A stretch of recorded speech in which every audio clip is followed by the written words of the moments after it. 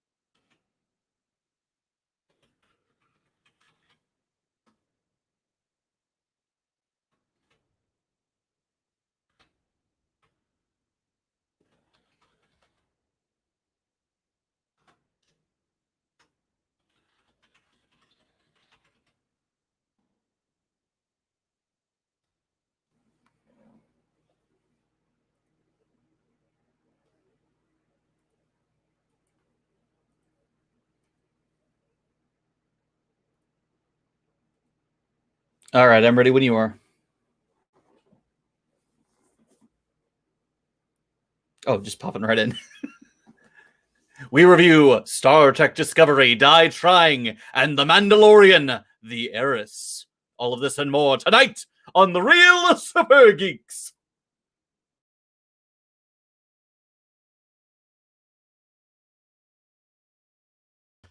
And welcome to the Friday the 13th edition of the Real Super Geeks podcast. Ross, how are you today? Thanks for chiming in as usual. We have so much to talk about this week. My name is Carlos Pedraza. I am one of the hosts. I will introduce the rest of our hosts, and then we will do our deep dives into Discovery and The Mandalorian and some other tidbits of news here and there along the way. So let's start by introducing the rest of the crew here. And we'll start, as usual, with our stalwart producer, Justin Burton. Justin, how you doing today? Doing pretty good. It's another wonderful week in 2020. Oh, yes, it's a great year, isn't it?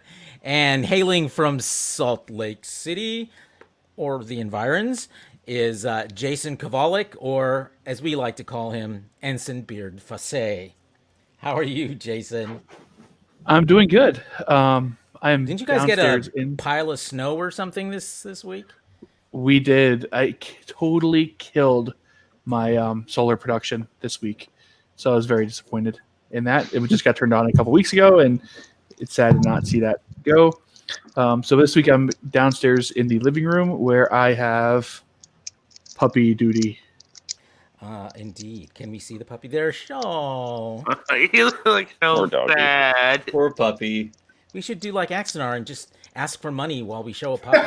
Oh no! No, no, it's a time tested. Okay, fine. Too soon. You Too soon. bitches. Okay, so next we're going to go to. Well, you hear his mellifluous voice at the beginning of every episode. We like to call him the Eyebrows of Doom, Ross Bullock. Ross, welcome to you and your Tyrannosaurus Rex.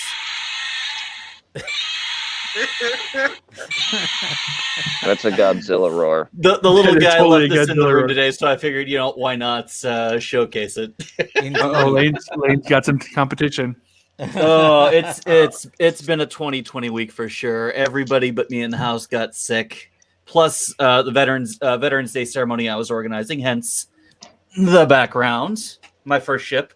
Hey, Oh, that's excellent. So Submarine. it's been rough, but Thursday and today certainly energized it, and I'm looking forward to talking about it. Excellent. You were on the Los wasn't the Angeles, Los which is the class is named after. That is correct. Yeah. am I wrong? But wasn't it featured in Hunt for October, or was that the Dallas? That was the Dallas. That was Aha. Dallas. Okay. See. It's a different flight. It doesn't have the two sailplanes. Aha. Neat. All right. Well, since But the he's already Dallas is appeared the on- Los Angeles class, right? Yes, Okay. an Wow. updated version of the Los Angeles class from the first of the flight. Aha. There you go. So you've already seen his face, so I'm going to go ahead and introduce him next. It is the man with no pants, or is he? Sean P. O'Halloran. Sean, give us a pants update. Well, right now, yes, probably not in a few minutes because I get rushed so quickly to just be able to join us tonight. Wow. So you're going to surreptitiously de-pants yourself? What is Oh surreptitious? God. I don't I don't even know. I don't even know what the definition of that word is, my friend. Just don't That's do it on true. camera. Yeah, thank you. Send complaints to. Well, Thank you, Stalwart Justin. I don't even. Where know do we what it send means. dollar bills? Yeah, I don't even know what it means to not do it on camera. Let's put it that way. Oh Just, my God. just like I don't know Where- what surreptitiously means. Stop Forget it. complaints. Where do we send the Okay. dollar bills? We're I gonna will move on.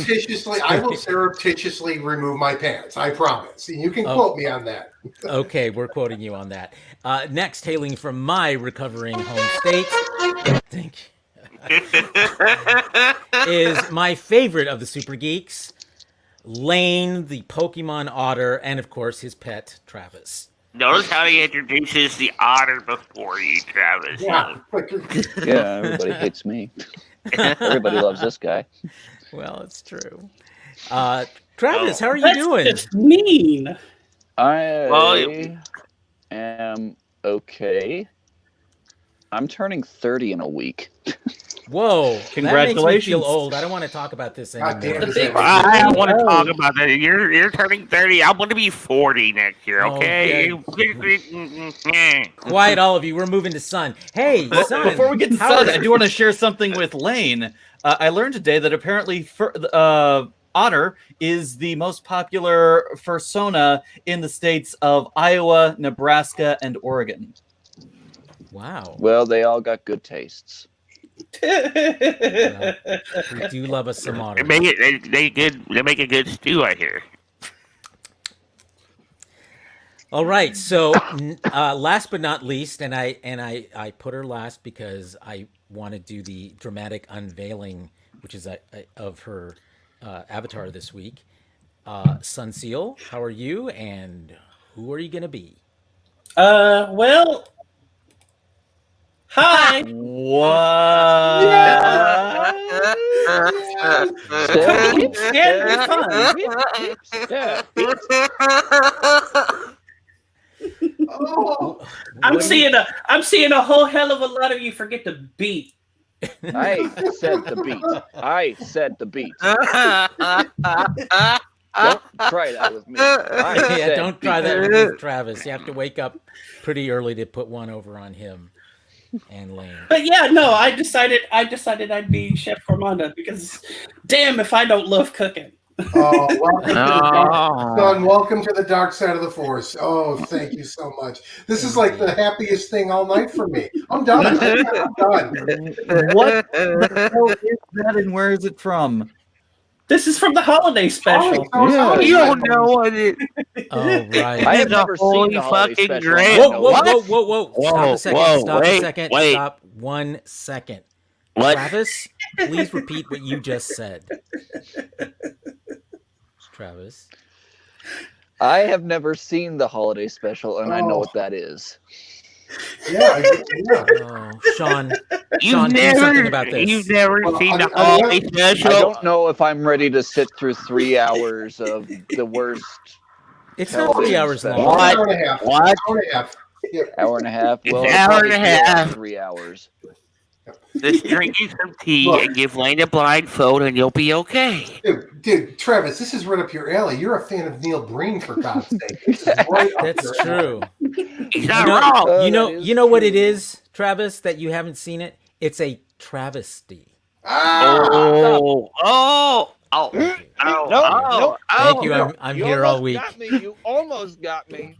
You almost got me. But no. In case y'all, No. we're trying to get Travis to say stop it because we're going to record it and put it as a soundbite and make a stop it alert. Okay. All right, I will Well, make this we'll promise keep to working you, on it. Sean. Oh, don't More worry. dad watch jokes. it this holiday We'll get you. season.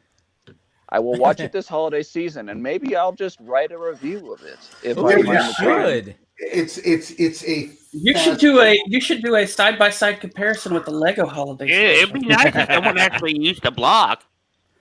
Actually, it'd be cool to have Sean and Travis side by side doing commentary on the holiday special. Oh my god. MST3K, that Oh shit. God. Step. Oh, and Lane, of course. Oh yes. Yeah.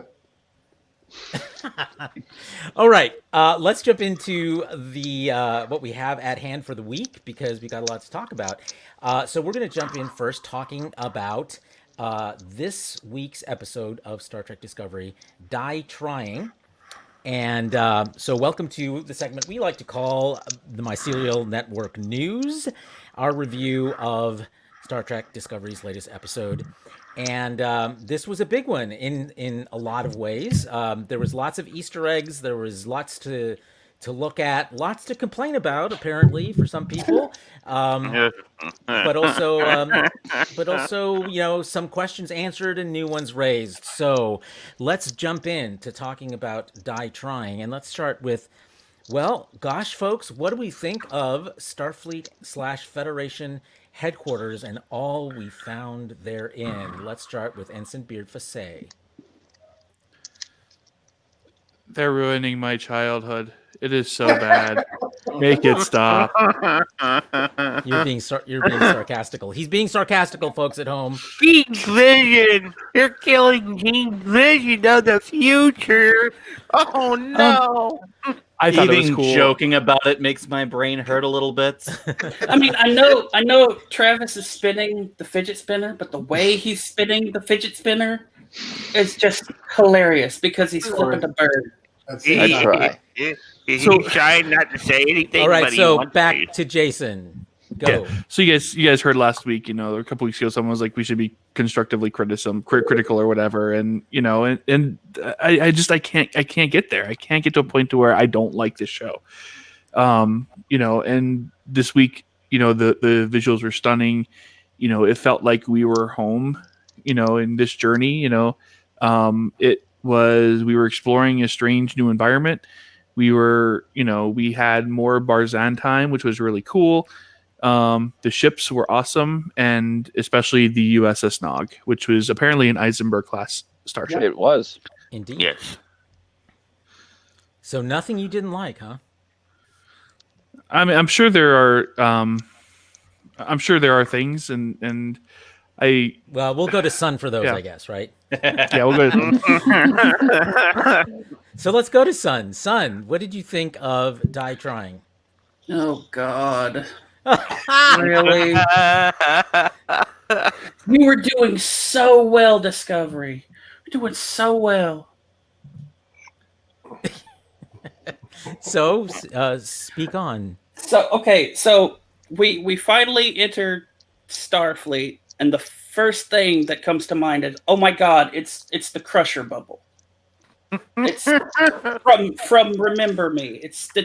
You know, Beverly Crusher gets trapped inside the warp field bubble experiment that Wesley's running, because all those other starships are feeding this energy source that's creating this warp field bubble thing that's distorting time.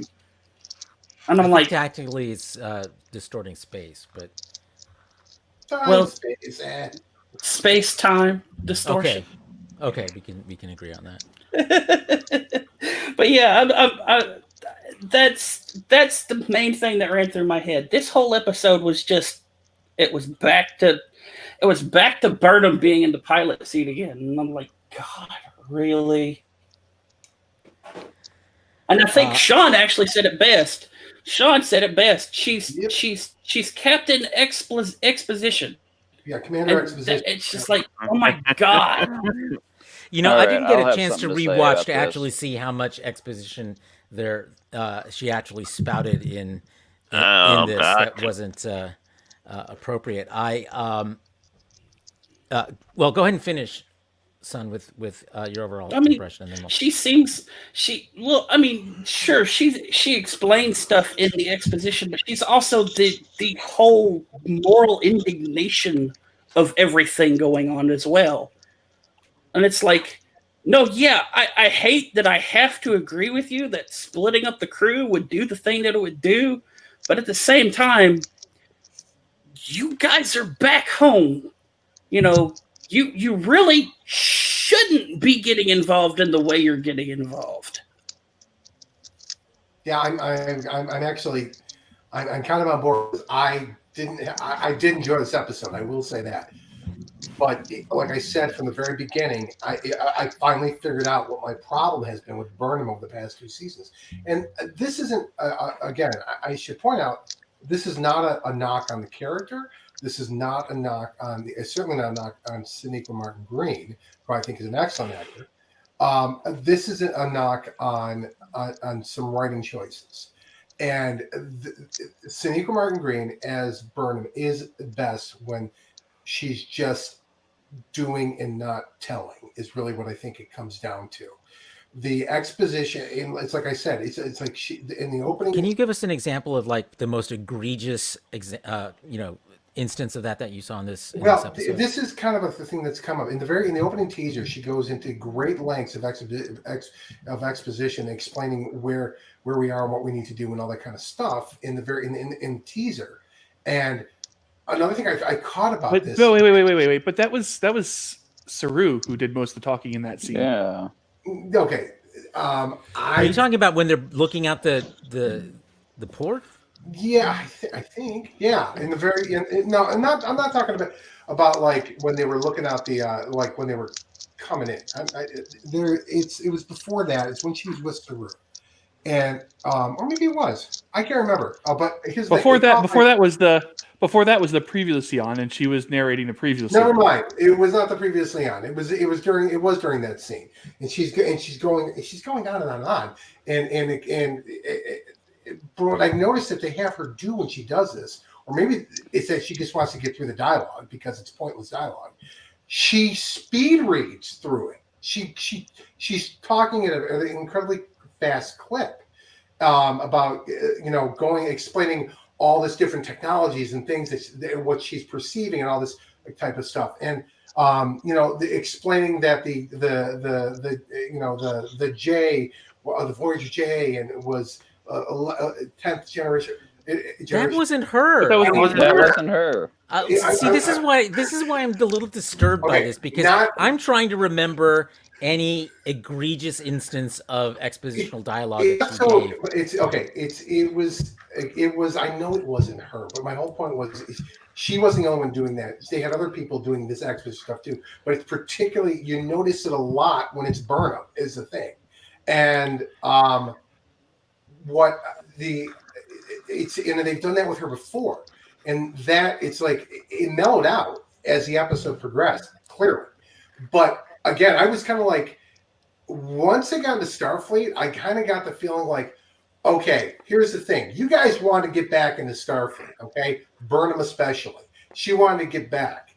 Now is not the time to be telling them what's up and what to do. You go there, you don't really have you're not in a position to be telling them how they should be running things, what you should be doing, whether or not the crew should be broken up. I mean, I'm like, when he's talking about breaking up, I totally disagree with that.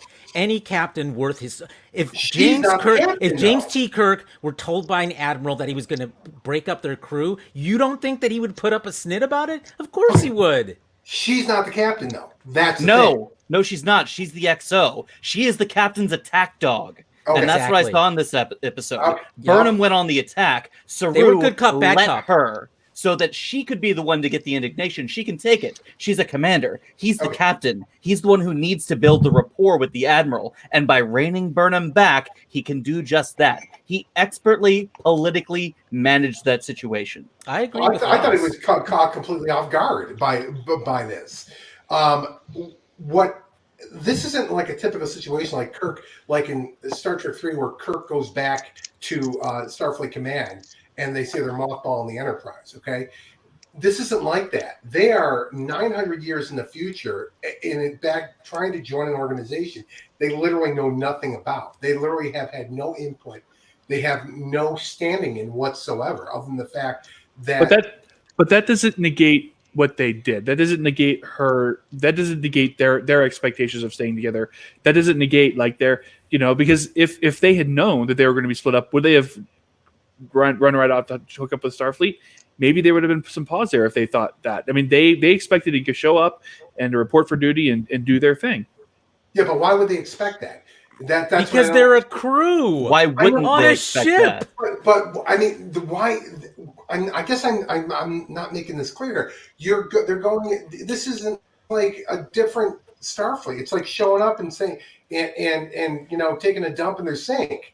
I mean, Well, sure, there was an element of that, and that was the dramatic tension But they in weren't- those scenes. But the fact of the matter is that their expectation about staying together as a crew on that ship is a completely realistic expectation. And what did he say? What was the first thing he said to her? He said after she goes over all this, and he slaps her down. He says, "You're not home yet." Okay, and I think that was the most important point of that. Right. And what do you think his motivation was for that, though? What is the subtext? They of don't him saying trust that? them. It was really simple. They don't know who these people are when all the Sure. story checks out. So that's what I'm saying. That it was. I felt it was more incumbent on Burnham to take a step back. Let's see how this plays out, and we'll prove ourselves here. Well, okay. And I didn't see any of that. They were going in there and like they own the place. Okay, Voyager being gone for 7 years, and Doc, whatever happens in the books is not canon. I'm That's gonna right. have to. Yeah, I I'm gonna have can't to go make with that that. point now. So we can't go with that. Sorry, Greg. Although, Also, I'm the going other to stand up. I'm that going to stand up for argument Greg was for a a second. 10-foot pole. Yeah, I mean, I agree with you. It's not canon, but at the end of a long voyage like that, you would expect a crew to be broken up. Or at And least- also that crew was the accidental crew, right? I mean, they became a family, but Tom Paris, he wasn't pursuing a career in Starfleet at that point. Neither was Chakotay, neither was B'Elanna Torres. Like these are people who were thrust into positions and thrust into those roles out of the situation, not out of choice, not out of what they wanted to do. So that's why I don't think it's necessarily analogous to the It's not situation we true, find though. Discovery in. Yeah. yeah, I think this is let's just not bad stray off writing on topic. this version of the plot. This, But I'm still struggling to Safeguard. understand. I mean, because what you've pointed out, Sean and Son, is I think exactly what they were trying to do. That was the dramatic goal of that scene. Was there to be the distrust for them to be caught off guard by the notion that they might not. They expected to not be trusted. I mean, they expected to have to prove who they are, et cetera, et cetera. Yeah, because they. no, And that's what Burnham was endeavoring to do the entire time. Yeah, but they were not expecting the idea that the ship would be requisitioned and they would be spread out God knows where. And her point, and remember, she's the XO. She looks over the crew. That's her job.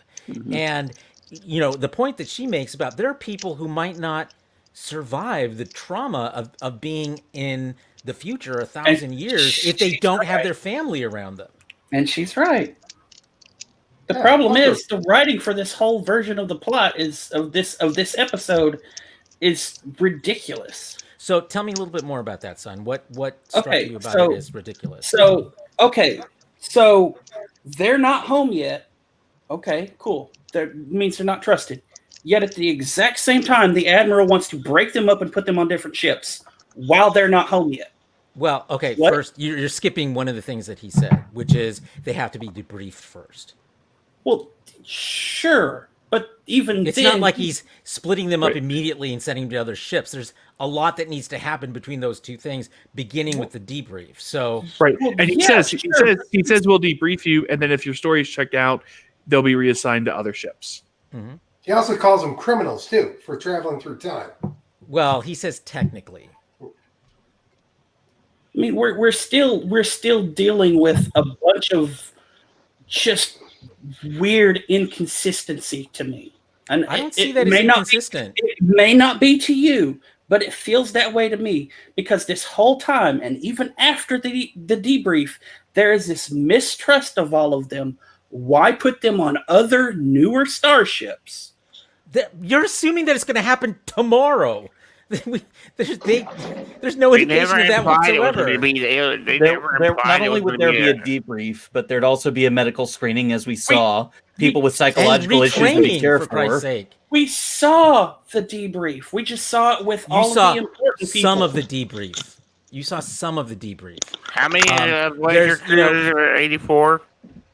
Yeah, something Discovery like that. crew. The Discovery, you got 84 Voyager. Damn it. Yeah, start Yeah. talking about Voyager. Yeah, 84. So, I mean, they're not going to be able to get through that quick. And plus, they're all going to have medical screening, psych evaluation. Yeah, I mean, the point is, this is not a press the button and they're on different ships kind of situation. It's a process, but it's a process he intends to begin. I did not listen to that scene and go, "Oh, he's going to do this immediately," because you can't do anything like that immediately. So I mean, you got to retrain people. You're not going to put a crew from a 1,000-year-old starship on a 31st century ship. Be like, okay, Well- here, learn how to do this. I think they almost kind of have to though. They're gonna they got to get these people acclimated to the of technology. course, but that didn't need to happen in this episode. Well, okay, I mean, have you seen the clip for next week? yeah. Okay, that kind of shows you what the progress towards that looks like. They talk about upgrades to the Discovery. Presumably that means things like, weapons and shields being more modern and so forth. But, but the integrity of the ship in terms of its spore drive, remains. And considering they can apparently build ships within an hour, it shouldn't take too long. We'll talk about those Yeah, ships kinda too. like- although- kinda like Voyager some of Shuttle. those are really, some of I those must are have really missed that fucking detail. cool. Okay. All right. So, good debate on that point. Let's talk about the whole distrust. Seemed to me the admiral was well within his rights and his duties to take the position that he did. I think the line that summed it up for me was when he said, we have two truths in one space, and that never goes well. Well, yeah, because, according to their history books, Discovery was destroyed. They didn't have any of the classified data, or apparently, for some reason, I mean, it was they didn't know what the hell was going on, and that's the highest ranking official in Starfleet. So if they didn't have it, then that info was just gone. It was completely. Not to mention that they This is another one of those things where I go, oh God, really? The writing, really? No, If I was in any position of authority in Starfleet, and I have a ship in which I've just debriefed the Enterprise about this ship traveling through time, my first response would be, yeah, I'm going to delete all of these public files and then have a classified file that is locked to Saru's ID, so that if he ever does come out when he's supposed to. No. They didn't. They told them that the Discovery was destroyed. Yeah, they told Starfleet it was Right. destroyed. They lied to Starfleet, all of them. Yeah. Starfleet never knew that they escaped. Yeah. And it was done that way on purpose. The only people that knew about it was the Enterprise crew, and probably not all the Enterprise crew. Well, and the Chancellor of the Klingon Empire, the everyone in the Baul fighters, and who else showed up? There's one more. Oh, the Queen of. Oh, right. Poe. What's her name? She knows. Yeah, Poe. Which we don't know whether or not she actually made a trip with them yet or not, but we'll see. She did not. She was in did a not. fighter watching them go through, telling them, "Fly, my friends, fly." So you know what this means now, right? Not fly, my pretties. It means they What have does to go it mean, son? It means they have to go to Klingon to get the truth. Well, Which I don't is know. I'm weird. I don't know. You have to go to the Klingons to get the truth? What? Assuming they recorded it. Yeah, I mean, Look, that's a problem for Strange New Worlds. yeah. Let's let them worry about it. I get the distinct feeling the Klingons don't keep very good records as a government.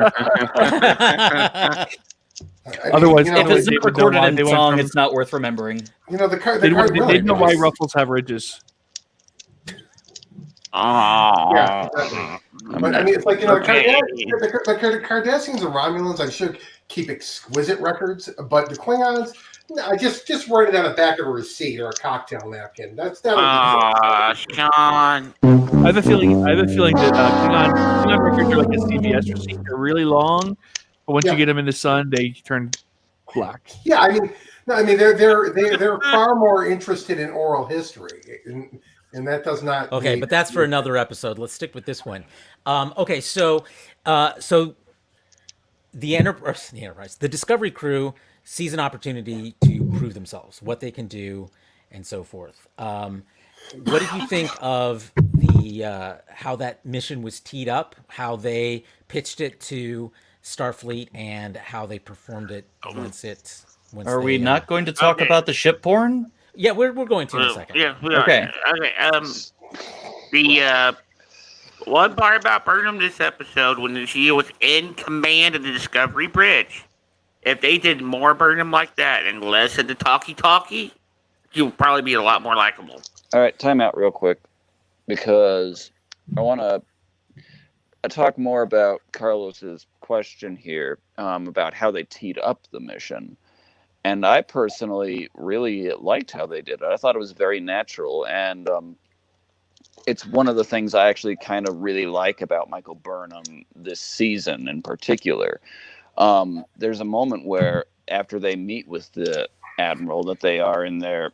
I don't know exactly where they are, whether they're in the ready room or if they're just in some random room or whatever. But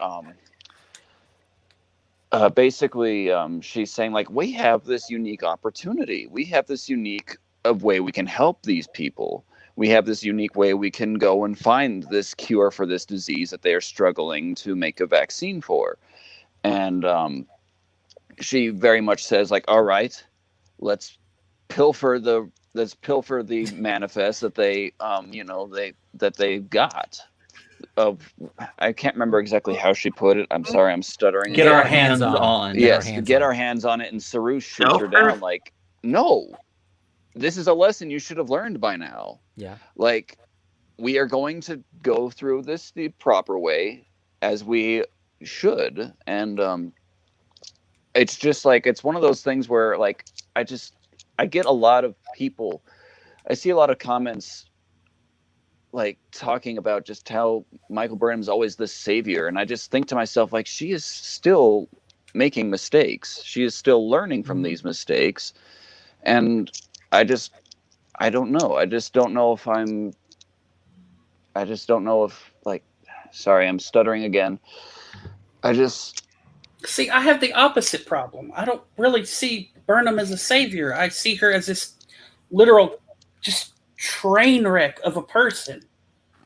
Like, that whole scene with Saru is the biggest thing of what really irks me about Burnham. Just rolling moral indignation of, we're just gonna get this thing and we're gonna do the mission our own way. And it's like, the fuck. If Burnham would have tried any of that with Picard or Janeway, or Cisco, she would have gotten smacked down. Hold on. She did get smacked down. That's the She thing. did, exactly. Yeah. Hold on. But the first captain would have totally done exactly what she proposed there. He would have. Georgia? He would have Which pilfered. Lorca. He would have. Lorca. No, Lorca. Kirk. Kirk would have totally pilfered the records and stolen the ship to go do what he thought was right. Burnham is very much in that Kirk mold. I think Saru is more of the Picard mold, and we're seeing the conflicts of those two philosophies come into play in the series. And I think that's great. Yeah, that's drama. I mean, because the alternative here is that she's completely subservient to Saru, and that's not a very appealing alternative in my mind from a dramatic standpoint. I guess one of the things that I'm trying to say here is that, like, in the first two seasons, I mean, I've said before that I don't have anything against Michael Burnham as a character per se. I don't dislike her. I have no real major problems, but I do sympathize with a lot of criticisms that you guys make that she, for the first two seasons, very much feels like a reactionary lead instead of someone that drives the story. And seeing, like, in this season, I do see her in more of a driver's seat. And so when she is learning these mistakes, to me, it just feels a bit more natural, if that makes any sense. No, it feels more like there's more development going into her character than just, something that revolves around somebody else or some other major event that's going on. Yeah, I mean, you got that right on the nails, bud. Because I mean, when she's into taking the lead on it and driving, point of the story, yeah, it works so much better. But whenever it's any other time, it's just like, why are you doing this? There's no Because point. that's her personality. She's aggressive. She's action. She just spent a year on her own, and that's how she survived. That's a good point. And That this is who Michael Burnham is. It's what got her into trouble Yeah. in the first place. It's And that is how another she good point. survived on her own. It's who she is, and she's going to have According to learn to- to deal with that. According to the thing that Jason hates, she changed. He doesn't I don't mind hate that she changed. that she's changed. It's the incessant. Oh, Remind me of it. I've changed so much. the past few repetition of it. yes, that. I mean, look, we were watching her having changed again, like in action. Well, and that's the way we prefer it, actually, is what the point was, I think, of our original Yeah. discussion, was that rather than hearing her say it 5 times, we like to see it actually We like to unfold. see And that's action. what we got in this episode. But Ross, I think you hit the nail on the head there, because, to us, it's, one episode happened. To her, it was an entire year of her being on her own, having to live by her wits, having to, acclimate herself to a completely different, and new time, all of that. And so it's hard for her to go back and completely fit into the mold of a model Starfleet officer. And so I don't see any inconsistency in that. And at the Even end of as- every mission for that year, she got to curl up with a good book. Well, even Well put. that aside, this is her being consistent with the character we saw in the very first episode of Discovery. Sure. But there were, both Lorca and Pike tempered that to a certain degree. Let's see, Greg, what does Greg say? I gotta disagree with you, Greg. Yeah, No, and you know what? Here's the thing. I disagree with that, Greg. And the reason why is because they set it up in the first episode that they're not really encountering that many, hostile vessels out there because there's no dilithium. So the field would seem to be pretty well thinned out for the most part. So it makes it much less of a possibility.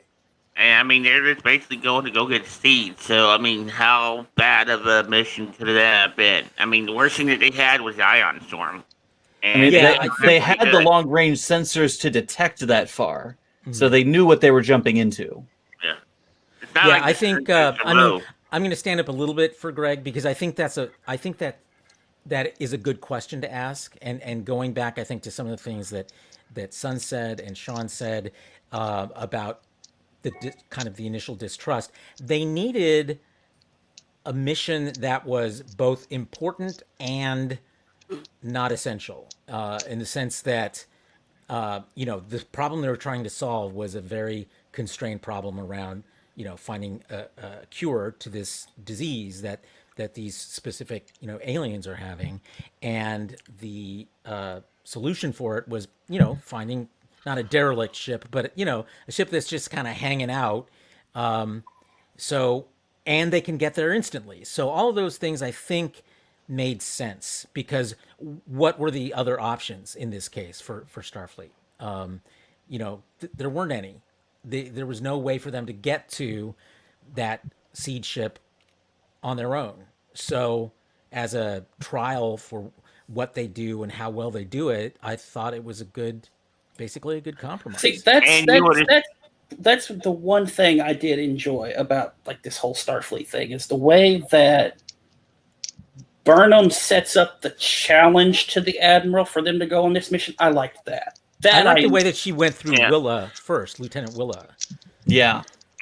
Again, Michael being the aggressive one, Saru standing back and letting her do her thing to later cool her down.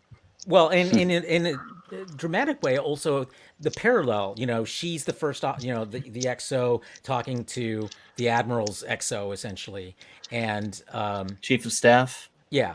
Well, I think Chief of Security, wasn't she? Yep. Not sure. Yeah, I don't remember, but whatever. Chief of she was. Security. Yeah. Well, Anyway, Cromer's character is listed as security chief, so Okay. Okay, that makes sense. But anyway, and I loved the way they set up, the way they were going to be observed on that mission. That they were sending Willa and other security officers to observe Yeah, what that they were worked pretty doing. good. And the thing that I thought was hilarious about what they observed, which was basically this crew being amazing, like just being spot on about everything. It's like we don't see them that way normally, do we? I mean, it seems to me like on any given episode, they're kind of a little more chaotic than that. And it was weird to see them be like so incredibly professional. Well, no, they weren't you guys- incredibly professional. They weren't incredibly professional. Well, I'm not talking about the engineers. I'm talking about the bridge crew. They're like a dysfunctional family that has to put on a good face at Christmas or at the JCPenney photo studio. Yeah, I mean, that's pretty much- yeah. But Father Carlos is coming for Christmas dinner, so everybody's got to be on their best behavior. Or you'll get a paddling. Damn right. Sean, put on your pants. Yeah, exactly. Okay, so before we go on to the mission itself, let's backtrack a little bit before we leave Starfleet headquarters and get into, yes, Ross, the starship porn. Yeah. Okay, so as they enter... Hey, Okay, so we got to see a lot, and in some ways not enough, in my opinion. Yes. I totally agree. We got like little glimpses of things, just enough to whet our appetites or fan service. I'm not sure which was which yet. Both. But let's It's start both. off. Yeah, ideally, yes. So let's start off with going round robin and each one of us picking out the one piece of starship porn that most resonated with you. Let's start with Travis and Lane. Resonated with us? Yeah, like what really worked for you? Which is the one that stood out? Well, to I you mean, most? like, meta-wise, I absolutely loved the little nod to Nog and Eisenberg. When he passed, I actually kind of took it kind of hard. I did have a brief Facebook interaction with him in which he left a very nice compliment on an episode analysis that I had written out. And it had always been like kind of a dream of mine to personally thank him for the compliment. And when he passed, I kind of took it pretty hard. And so seeing the little nod there was enough to put a smile on my face and, say, long may you run and whatnot. But I mean, I also very much liked the fact that the Enterprise was no longer the only ship getting the special treatment of keeping the names and registry numbers. I mean, like, I have always wanted to see like the Excelsior B or something. Just give us something cool. Like, there is more than one iconic ship in Starfleet. Give us what though? something. I completely disagree with you. I think one of the fan wankiest things I've ever seen, and you see this in a lot of fan films where it's, this is my favorite ship, so I'm going to make it a B or a C or a D or whatever. And it's like, no, that should be the exception, not the rule. Now, the Voyager makes sense because let's face it, the Voyager saved the Federation from the Borg, at least for a long time. That's Well, a then big what- deal. Well, what That's about a big the deal. Defiant? Whether you like it or not, in the words of Randy Macho Man Savage, you may not like it, but accept it because that's exactly. Oh, yeah. You know what? Well, Voyager's I'll legacy I'll- now. I'll toss you a bone Yeah. on that one, but I mean, let me have my fan wank. You're allowed your fan wank, just as long as it I doesn't don't get a intrude lot on on my, this show, on my damn it. canon. Yeah, no, I just think it should be reserved for very, very special ships. The Enterprise obviously is one, and Voyager is another. I know. I'm surprised we haven't seen Voyager already. Just in that iteration, especially Star Trek Online. But I mean, Though you know, also, then I'll just I go don't ahead and understand throw what out you're that saying. the Defiant fucking Well, okay, won the whoa, Dominion whoa. War. Ross is asking Justin something. Justin, I I don't don't understand. We haven't seen Voyager A in Star Trek Online or something like that. I mean, Because that's why the they made it long. Voyager Prime is It's still around. Around, Uh. yeah. It was the centerpiece of Delta Rising. Yeah, Stop yeah, talking it about has to be. Star It Trek has to be Online. decommissioned or destroyed first. So, let's hold off on that one. Okay, let's go next to Ensign Beard Fassé. What piece of starship porn was the most exciting for you? I am not a fan of the 32nd century starships. They don't. I mean, they look like blobs with nacelles to me. I so I I mean I don't like the Enterprise J. I don't like the super I mean the Enterprise A is my favorite, followed by the Enterprise C. I like the saucer, the round saucer, the secondary hull, the nacelles, and so when I see all this other stuff, it's kind of It's not my cup of Cheerios. But I did appreciate the USS Nog. I mean, Aaron seemed to be a great guy, but Nog was one of my favorite characters in all of Star Trek, specifically with Deep Space Nine. So to see, a beloved member of one of, he wasn't even a series regular. He was a recurring character, but somebody who, played a character that really kind of reached out to a whole subset of Trek fans, and to see that get that kind of honor and that kind of shout out was a big deal to me. I really do appreciate that. In two ways. One of the things that I noticed in this episode, we had like 2 or 3 references to it, were people being pleasantly surprised about their planets making it into the Federation. Saru with Kaminar, Non with Betazar, I think.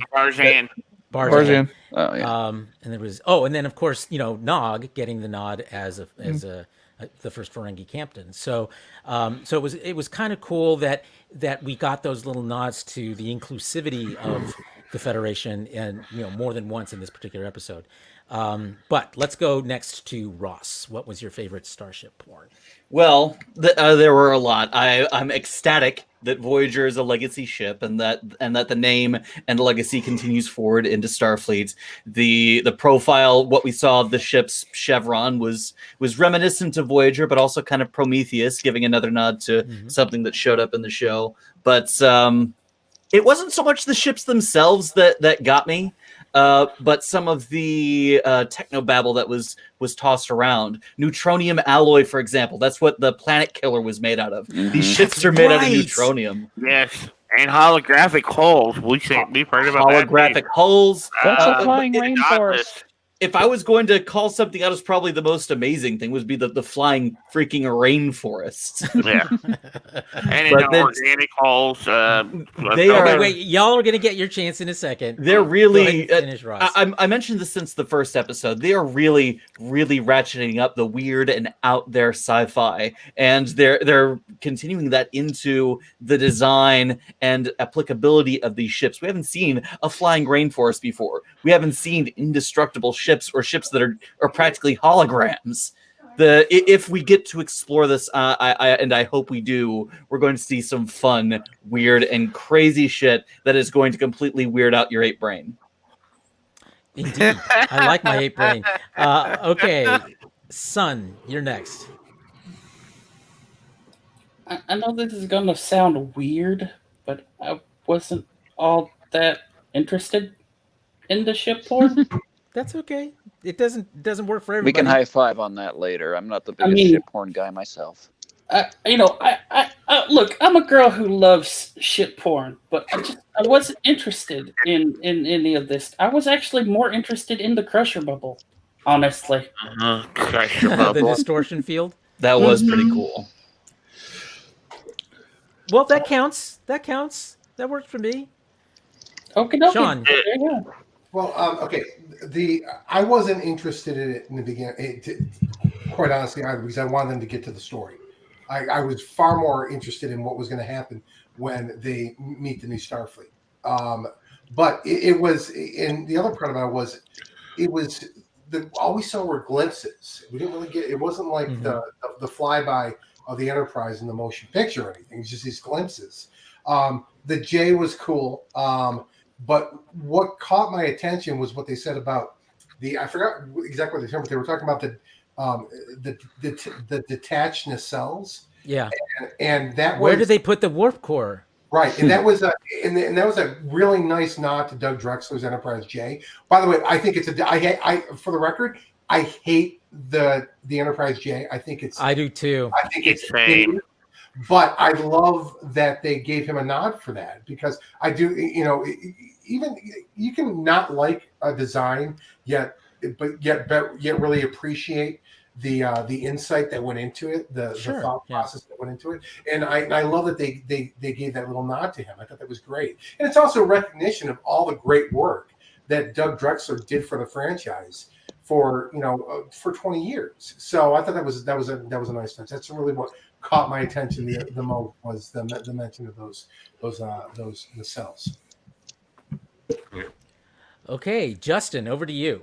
All right. Well, of course, the Voyager J, and that was a nice little surprise that we got to see. And Nog, definitely a nice touch. And then apparently, I want to see more of the other ships in the dock. I mean, I hope they give us a little bit of a better look at them in the upcoming shows. I mean, at least I want to see what this new Constitution looks like.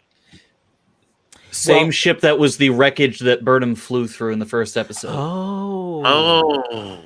Good point. Yeah, I was wondering about that. Yes, I thought it looked a little familiar.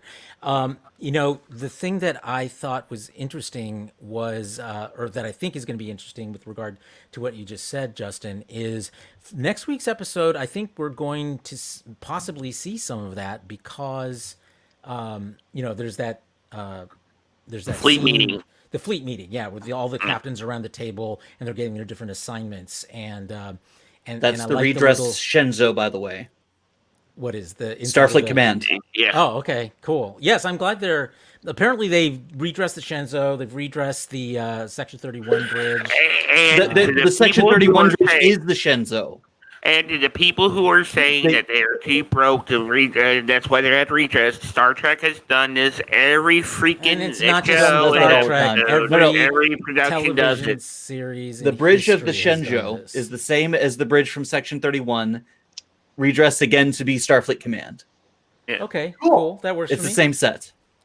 And just like sets from the motion picture, we're using the Next Generation, and they were used all the way through to Voyager. Right, because look, you've got these sunk costs. You're not going to burn the sets down and rebuild more. Exactly. You're going to modify them, redo it, and just fix it as much as you need. I mean, to be fair, I don't think I've heard a single complaint in this area. Oh, I have. I have. I've seen them. I've had a few of them. I mean, they're I think it's awesome. These episodes are $7 to $9 million a piece. They gotta save money somewhere, for God's sake. Yeah, I mean, it makes total sense for them to make the sets where they can tear the main sets down, like the Discovery Bridge and their sets, and build up other sets so they can have the space to film them. Because I mean, we're talking in Toronto here. It's not like Paramount Pictures in California where they have all the space in the world to do that. No, they've got a ton of space. No, they've got tons of space. So episode 9 is going to be a clip show. I put a link to the image in chat. Of what? Of a comparison of the Shenzhou, the Section 31 ship, and yeah, thank you. Oh yeah, Checkor. Yeah, and not just that, but the other thing about this too, you got to keep smiling. They did just build a brand new bridge set for the Enterprise. Yeah. Mm-hmm. So I mean, you can't just keep building new sets all the time. So yeah, I mean, it makes total sense.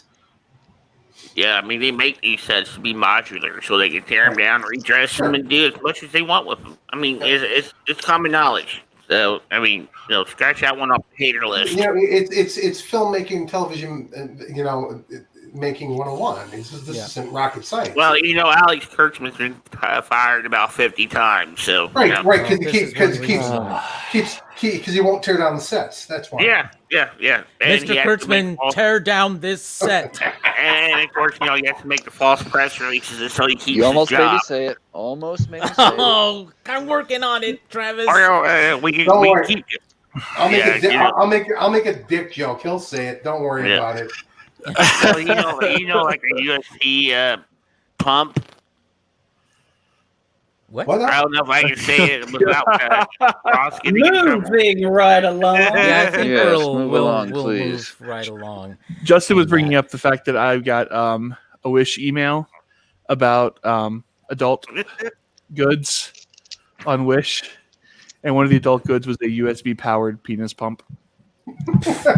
Well, it's modern and it's technical. for kids. Bring the kids. everybody. I just This want to is the know Super what a Geeks. USB powered. Wait. I just want to know what a USB powered penis pump coming from Wish is going to be like. Nothing good comes of it. We're making I'm gonna- YouTube content, but nothing good will Mm-mm. come of it. Moving along. Okay. I want to talk Star Trek. I don't want to talk. Yeah, let's get back to Star Trek. Not Okay, that I so know, let's- but too small. That's all I'm going to say. That's all I'm going to say. moving on. Too small. Let's talk now about the actual. Shut up. Alert. We go to find the Tikov, which conveniently is in peril, and therefore the Discovery crew gets to prove themselves. So, what did we think of this week's mystery and how it was solved? Convenient plot line. Well, I'm sad that Nan's going.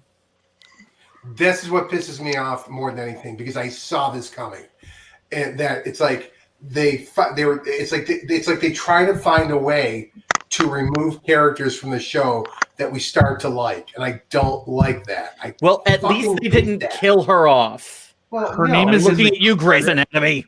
It's She's in the I- credits. They just abandoned her in the greenhouse. Is what they Didn't did. abandon her. She gonna chose be to back. stay. She's gonna be back. Her name is in the credits. They don't make people series regulars to not use them. Okay. that's true. No, I mean, I think that yes, we're definitely going to see her again at Yeah. an opportune moment. But on one level, I agree with you, Sean, that the idea that the best character building episodes appear to be the ones in which the character who's built gets to die, or is written out of the show. So it is a bit troubling, but it is the kind of thing, if you're going to get rid of a character, you're going to send them off with something. So it's not that weird. It just makes you wonder, like, how much more of that can you do with the series regulars, or are you doing it and we're just taking it for granted as an I mean, audience? I know she's not dead, but this feels kind of like a Tasha Yaring to me. Yeah, I kind of agree. Yarn.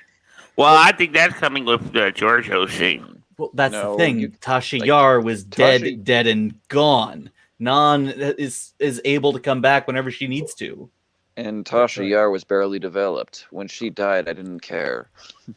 Oh, She only had one good. She only had one one featured episode, and that's where she was property to a bunch of really, really stereotypical racist depictions. Let's not of, go here. Let's not go Yeah, here. good point. Good point. Please not. Never Okay, discuss so- water again. Does anyone else want to address the non-issue? We'll see her again. We'll see She'll her be again. back. Yeah. Okay. I'll go ahead and say that as far as the mystery is concerned, I actually kind of dug it. It wasn't like the absolute best quote unquote mystery that Discovery has thrown at us, but I mean, I thought it was a very nice breathing room type of mystery, if that makes any sense whatsoever. There wasn't, a whole bunch of action. There wasn't a whole bunch of like chaos or confusion. It was very much like this episode felt appropriate in a like, all right, we're on a deadline, but there's no enemies trying to kill us. There's no like the ship isn't shaking too much, It's very much like I just very much appreciated Training wheels.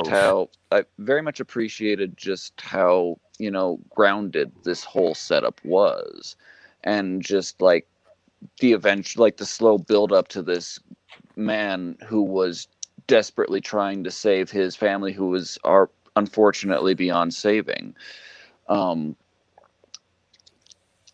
I do believe that there were a few weird moments,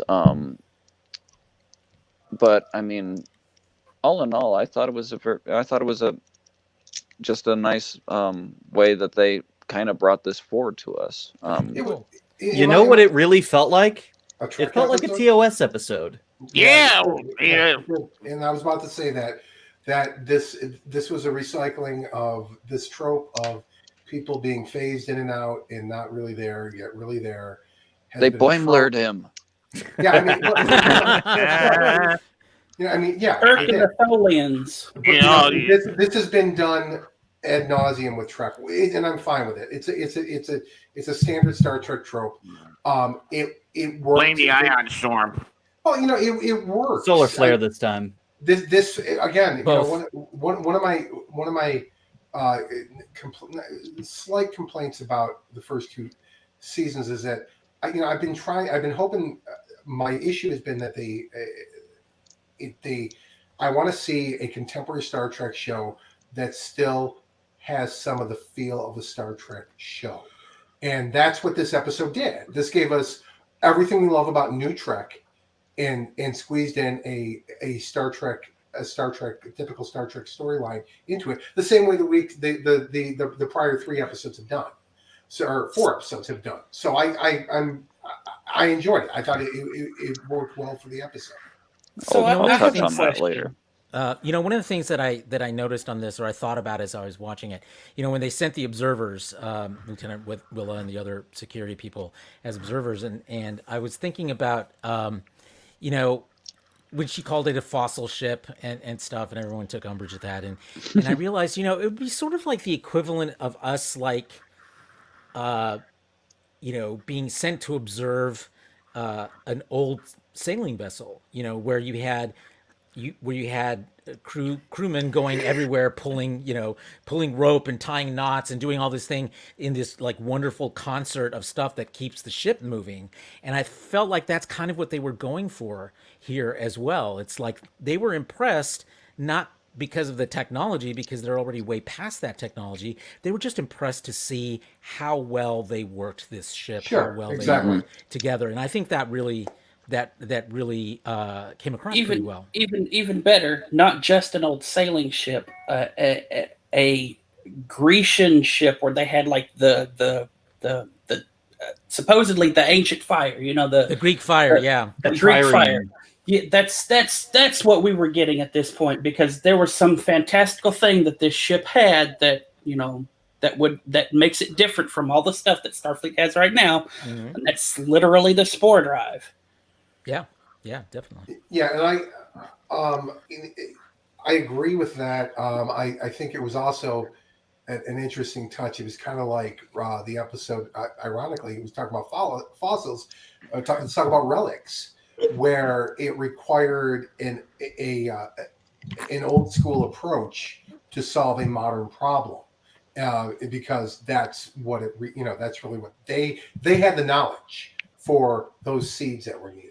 They knew what they were looking for. They knew how to conduct this mission. At the same time, they had the spore drive to get them there instantly.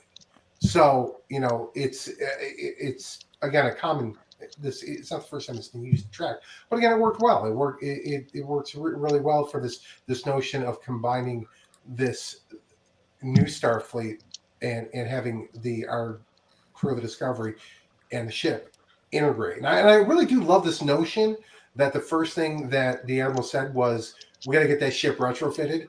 I love that. They're not just going to scrap her, that they're actually going to retrofit her. I'm really kind of hoping that they just switch her up a little bit, just for something new. I mean, as much as I've become accustomed to that design, I'm kind of looking forward to. Please give us the teaser, Discovery. That ain't gonna happen. No, that's not gonna happen. No. The one we got it, Justin. She's how Sun loves the version of the Discovery that they showed at Comic-Con. The very beginning. Before the show was even in production. Okay. I know what you're talking about. I told you. I have a thing for ship porn. It's just my own version. Yeah. It's been a while since I've seen that. Oh, I do have a question. Okay, when they first beam into the Tikov, and there's all those plants everywhere, and they're like, "Oh crap, all the plants! What?" And then there's that shimmer, that invisibility shimmer. Did anybody else think of the TNG episode where Geordi turns into that thing? Yeah. That's what Identity went through my crisis? mind. Identity crisis? the lizard man. Yes. Yeah. That's Identity Crisis, which is the episode right before Nth Degree, I believe, which is my favorite episode of all time. Okay, let's wind. Anything else you want to say about the Tikov or non-staying behind or the Barzans or anything like that? Okay, good. Let's go back to. I did have one question about the logistics of the seed vault thing. Okay, I can understand having the thing under lock and key, but why the hell did like all of these colored different things have to come down to the one cube that was right there on the fucking ground? Because it's Spotlight. cool. Aesthetics. Yes. That It was, was, they were trying to be made down the Stargate to Atlantis. That was somebody Here's- having too much time with After Effects. And you know that's what what the sound effect was from. That was the Atlantis Stargate dialing. Yeah, so the same thought went through my mind, son, and the way I rationalized it was, excuse me, that they actually were transporting the seeds from where they were actually held to where they were, and we just saw the progress of it as it was going through. Space The Seed tubes. Plinko. Yes, Space seed? that's the best I could do. Okay, let's go back to Starfleet headquarters and let's talk a little bit about the debriefings, which Oh were, my I God. think, interesting little, great way to learn more and showcase some of the supporting characters. Which By the was way, your favorite debrief? What? Come on. Giorgio. Seriously? Giorgio. I mean, apart Yeah. from Giorgio, Giorgio is its own thing. Pig. Culber. So, who else? Travis, what about you? You know what? I like Tanan a lot. Agreed. I love just how That's great. stubborn. I love how stubborn she is. That's great. Just like, oh, I'm the security officer. Here's my Name, rank, and freaking serial number, man. That's all she gave up. That's serial number. like she was a prisoner. I loved it. Yeah, I need really to liked. be I mean, like they serious. were all brilliant. I had a laugh at Jet Reno, but I mean, like Snacks. just non. I'm gonna need something to drink. D. Snacks. Non D. I was just like, that was just brilliant. Yeah. What else? Ross, what was yours? Culber. Culber, how come? I was dead, but figuratively, well, I was emotionally dead too, but no, literally. Oh, and I was and murdered. I was murdered. But we're good now. But me and my But we're murderer are good good now. Okay, Yeah, I yeah. wondered if these examiners really on these people are batshit fucking crazy. We can't have these people here. Jet Well, the Reno with examiners were all holograms. That's the thing. It's right. Yeah, the Jet Reno with the Yeah, they were all demanded- holograms. getting with the blue corn with the blue corn tortilla chips in the salsa was amazing. I'm sorry. Yeah. Because And Tig I Notaro- love- I'm I gonna love need the a variety of drink. food that we're getting in Delivery is Trek amazing. Now. Whoa, people! Whoa! Cannot all talk at once. Why not? okay? People love no that one shit. will understand what you're Shut saying. up. Alert. Make me. Thank you, Justin. Okay. All Trump Biden debate. God. right. Anyone else want to point out Let's not go there. a piece of the debrief that stood out to you? The debrief. Giorgio. Before Giorgio. Well, I've already said my piece. yeah. Okay. I would have to. I like how Tilly explained how her other counterpart was a dominatrix. Yeah, I love each of Tilly them in this was episode. good. Yes. She's like, I don't give a fuck. You know, this is what happened. You're just going to have to deal with it. Was that the weird thing. Tilly seems like she's become this kind of voice of the crew person. Like in that episode, in the what was it, the third episode where they meet up, she's telling Burnham about all these feelings that she's having, and yet at the same time, this sense of loss about everything she's lost in her family and being out of time 900 years. That's literally everyone in the crew at that point. And I really hope that she becomes that kind of voice of the crew, because it would fit her character so well, being that outgoing kind of person she was in season 1. Indeed. Okay, let's move to the Agreed. big one, which is Giorgio and David Cronenberg. Okay, so this appears to be the 32nd century's version of Section 31, right? Or is it just Starfleet Intelligence? What do you Well, think? It might be one and the same. Yeah, I mean, again, he's listed as security chief. This all seems to be quite out in the open. It doesn't seem to be really anything secretive about it.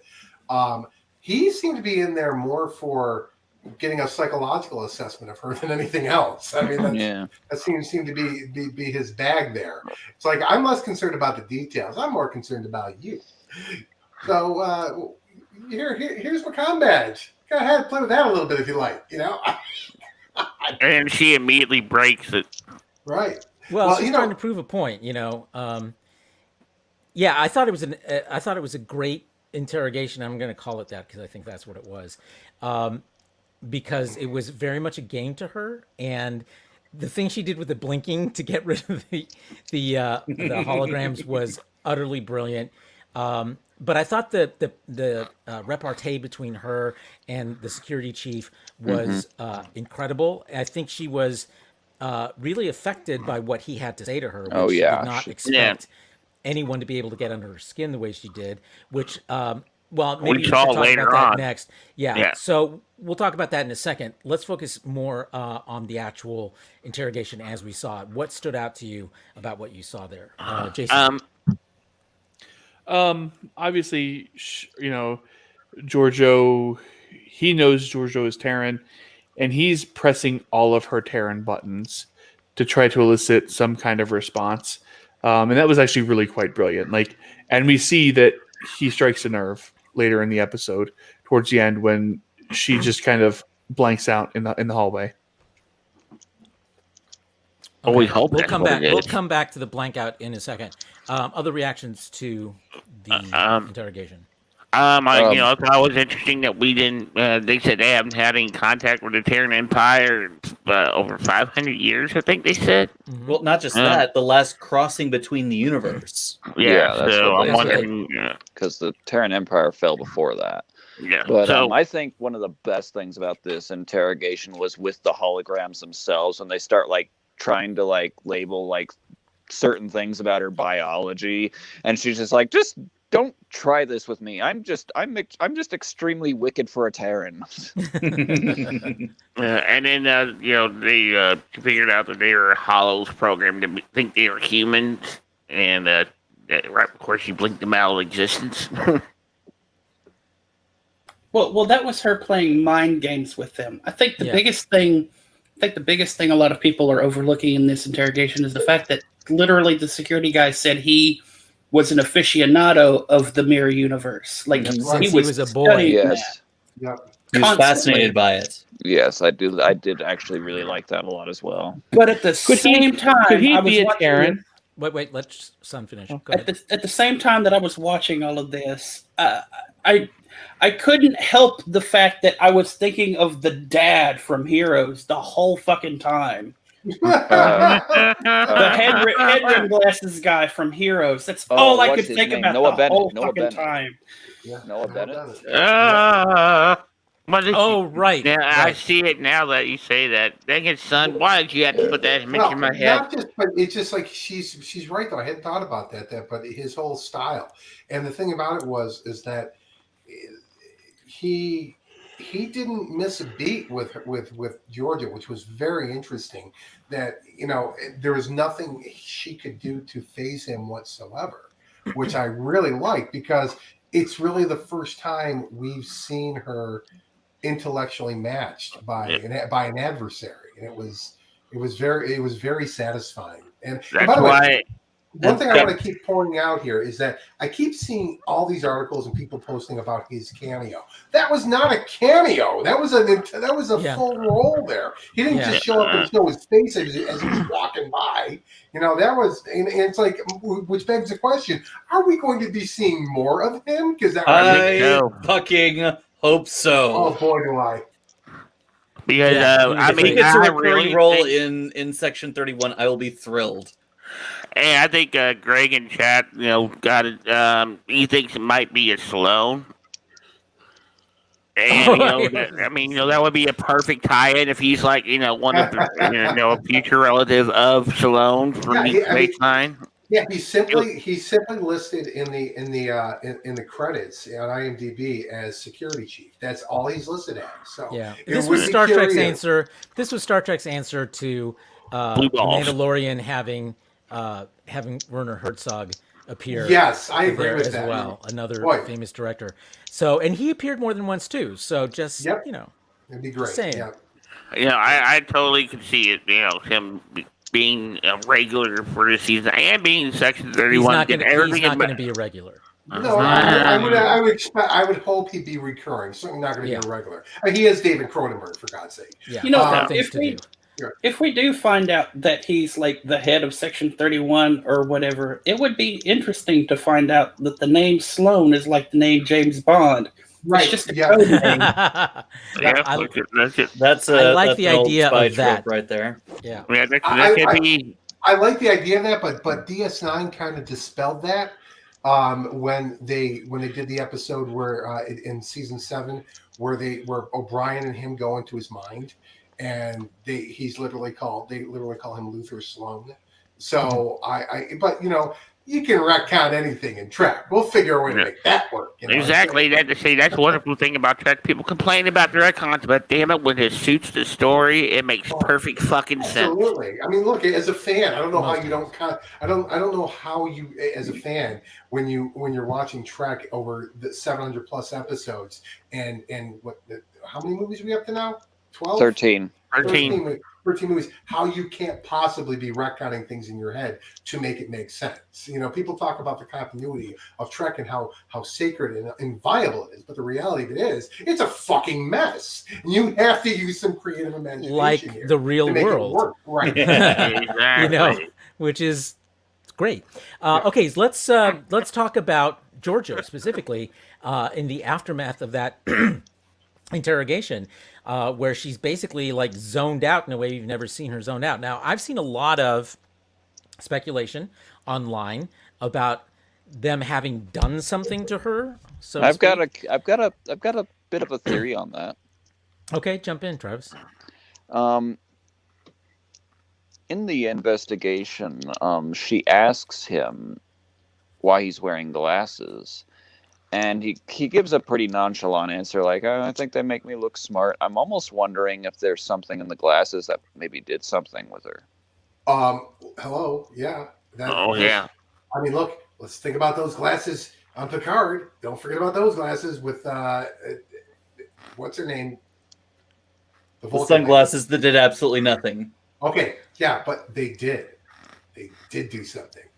Well, those sunglasses didn't do anything themselves. I know. I'm just being ridiculous. I mean, it's the fan theory that won't die about those sunglasses. Is what I'm getting at. Well, let's mention that it looks like she was in a completely different interrogation room than all the other Starfleet members were for debriefing.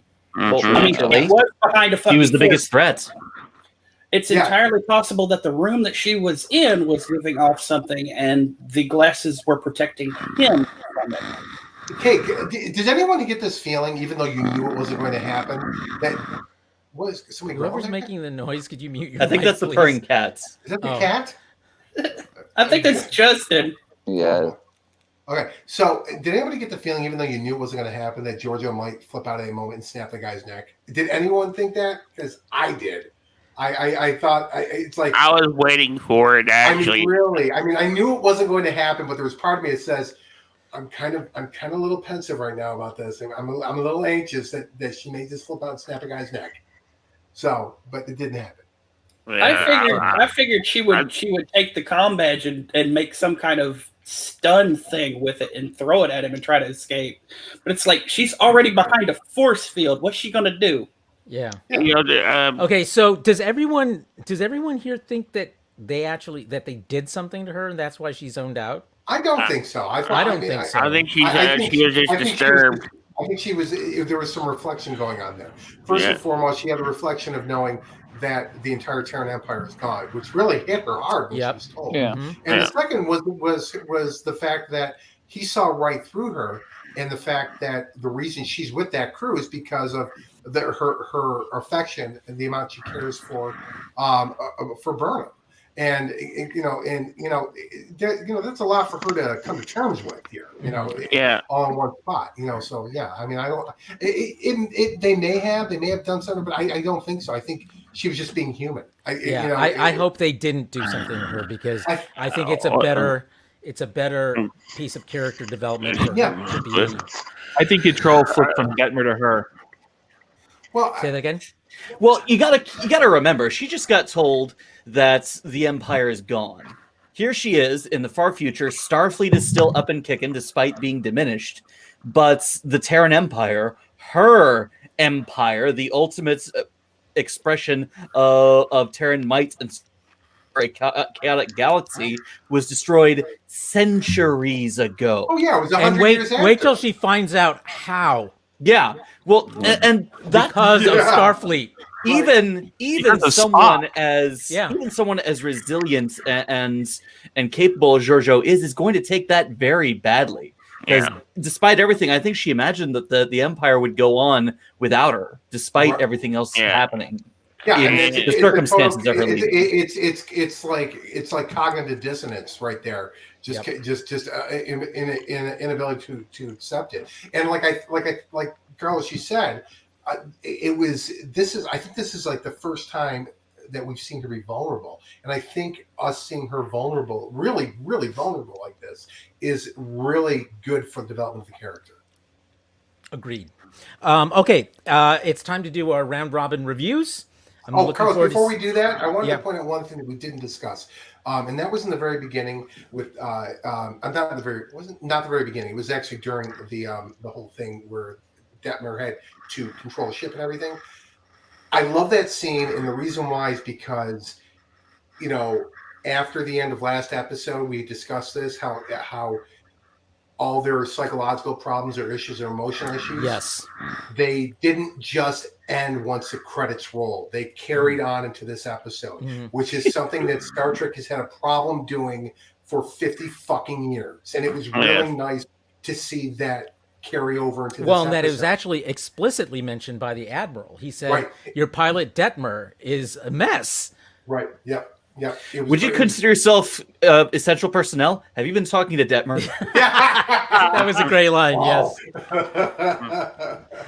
Oh, all right. That's all I wanted to say here. So okay. All right. Let's start the round robin. We will start with Travis and Lane. 1 to 10, unless you're using badges. I'm not using badges. This is. I said it in the chat earlier. I mean, this, to me, I believe, out of all Discovery so far, has been the best episode I've seen. Mainly because it's just, from start to finish, it felt warm. I felt very warm watching this. And so I'm going to give it some high praise. I'm going to give it a 9.5. Oh, wow. Okay. Excellent. Son. 7. What did you give last night's episode? Too much Burnham? I don't know what it.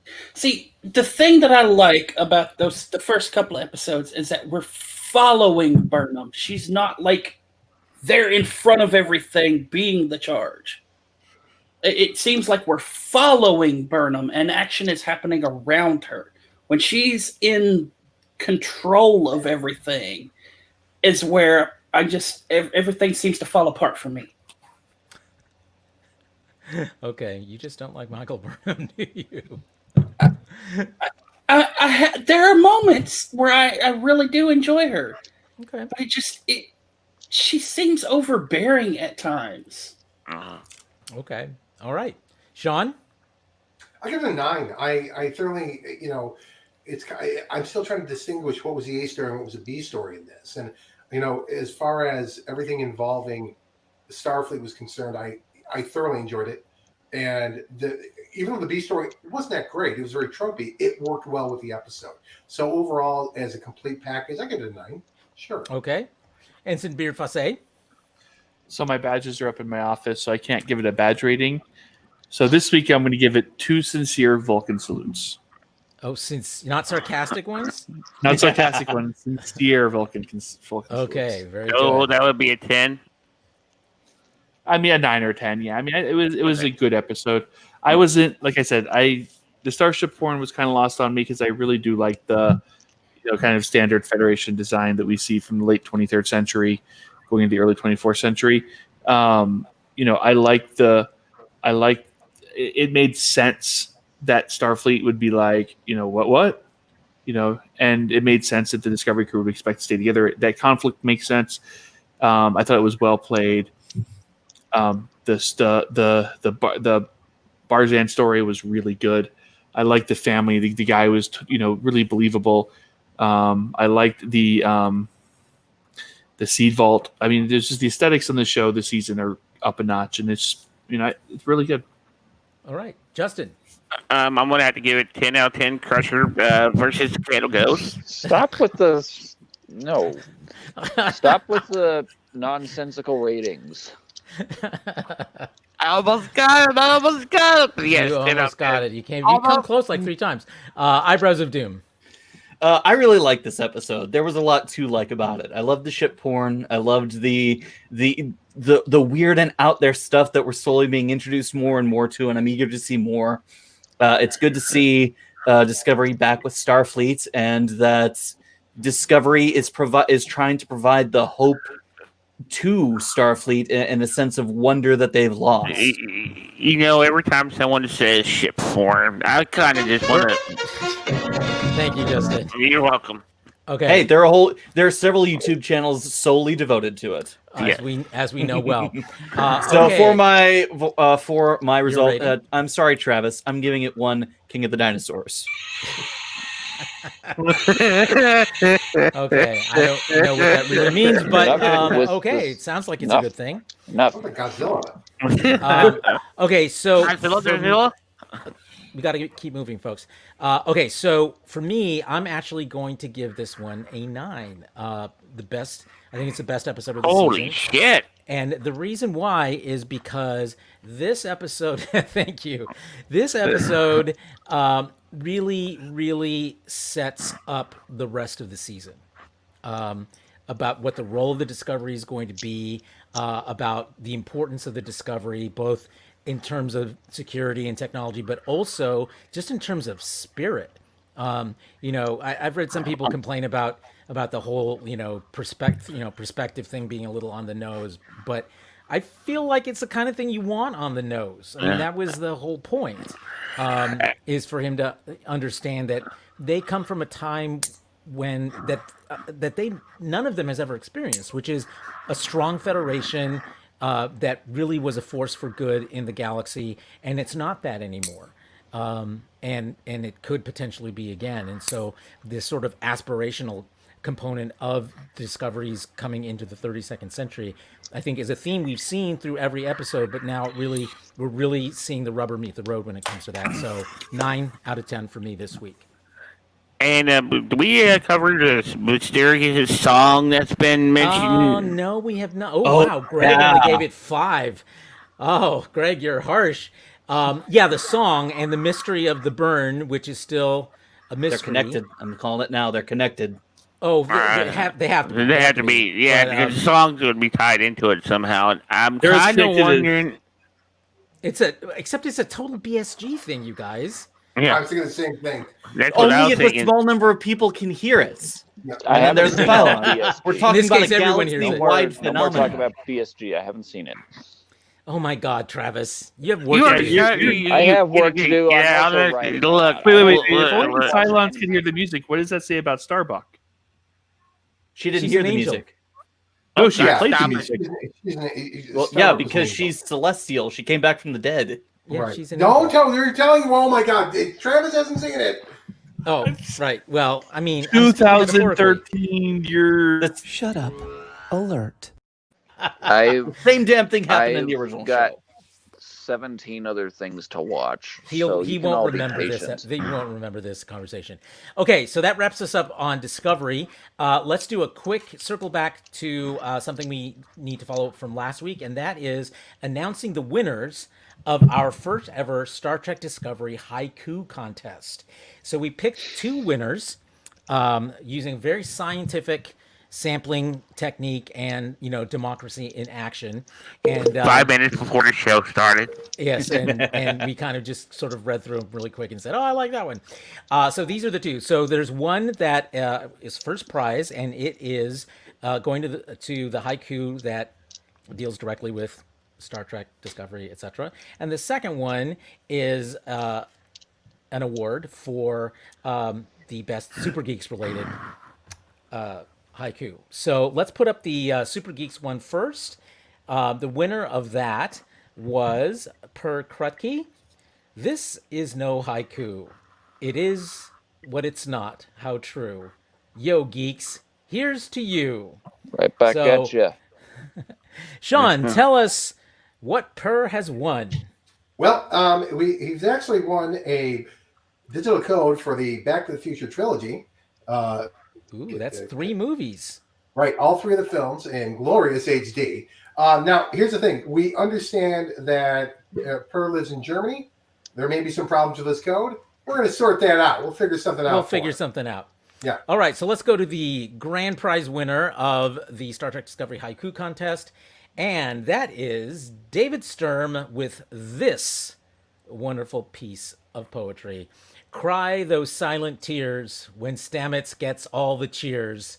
Detmer's downing beers. By David Sturm. David, congratulations. And John, tell us what he is the winner of. Well, David Sturm, you're the winner of a Eagle Moss Star Trek Starships Collection, USS Enterprise NC-1701D. There you go. That is a great prize. I wish I had won it. Okay, so you've been taken care of in that department. I have. I have it. I have an Enterprise. I don't have that one yet. Super Geeks are not. Super Geeks cast members are not part of. I know we're not eligible. Okay, so that concludes our haiku contest. We may have one again at some point, so stay tuned. And let's take a look at one piece of Star Trek fan film news, which is the long-awaited release of Pacific 201, which I thought you were going to say Axanar.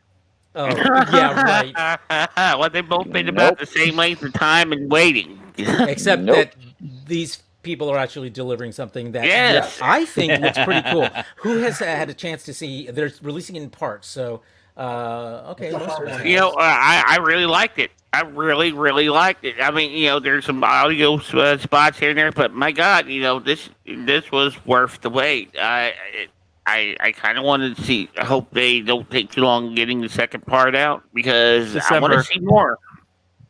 I want to see more. Yeah, I'd like to say I had a bunch of criticisms for this, but I want to point out I did thoroughly enjoy it. But here's what I've realized about my criticism. There's a couple of things about this that caught my attention. The audio issues were just infuriating. It was a matter, and the issues were only in the dialogue because they either didn't use a good boom mic or Lavelle mics when they should have, and you got so much echo, like they were in somebody's garage. But at least you could understand them, unlike you absolutely First Frontier, right. which was horrible. Right, and the script was an interesting story. The script could have really used a rewrite, so they should call you Carlos next time. Because it was a dialogue that was screwy on this. But it was, and the performances were about 50-50, some really good, some not so good. Weird cinematography choices in this. They had, some shots that were like right out of the reimagined BSG, the hand cameras with a tight zoom, with the zooms and the shakiness to them. In other words, were fixed camera, but these are like in the same scene. So you have like a reverse shot where you've got focusing on one character talking completely still, and the other character talking, the camera's moving in and out. And it was the CGI was excellent. They did a great job on the scripts. The chroma key compositing was kind of half and half. Some parts are good, some parts are really bad. But here's the thing about this. I realized what I was doing when I was being critical of this. I was treating this as if it were an actual professionally made feature film. And it's not. So I should be looking at this from the perspective of a fan film. So because it's kind of like you did such a great job on this, on the parts you did a great job. That's like I expected more, but I shouldn't have because it's a fan film. So as far as fan films go, this was great.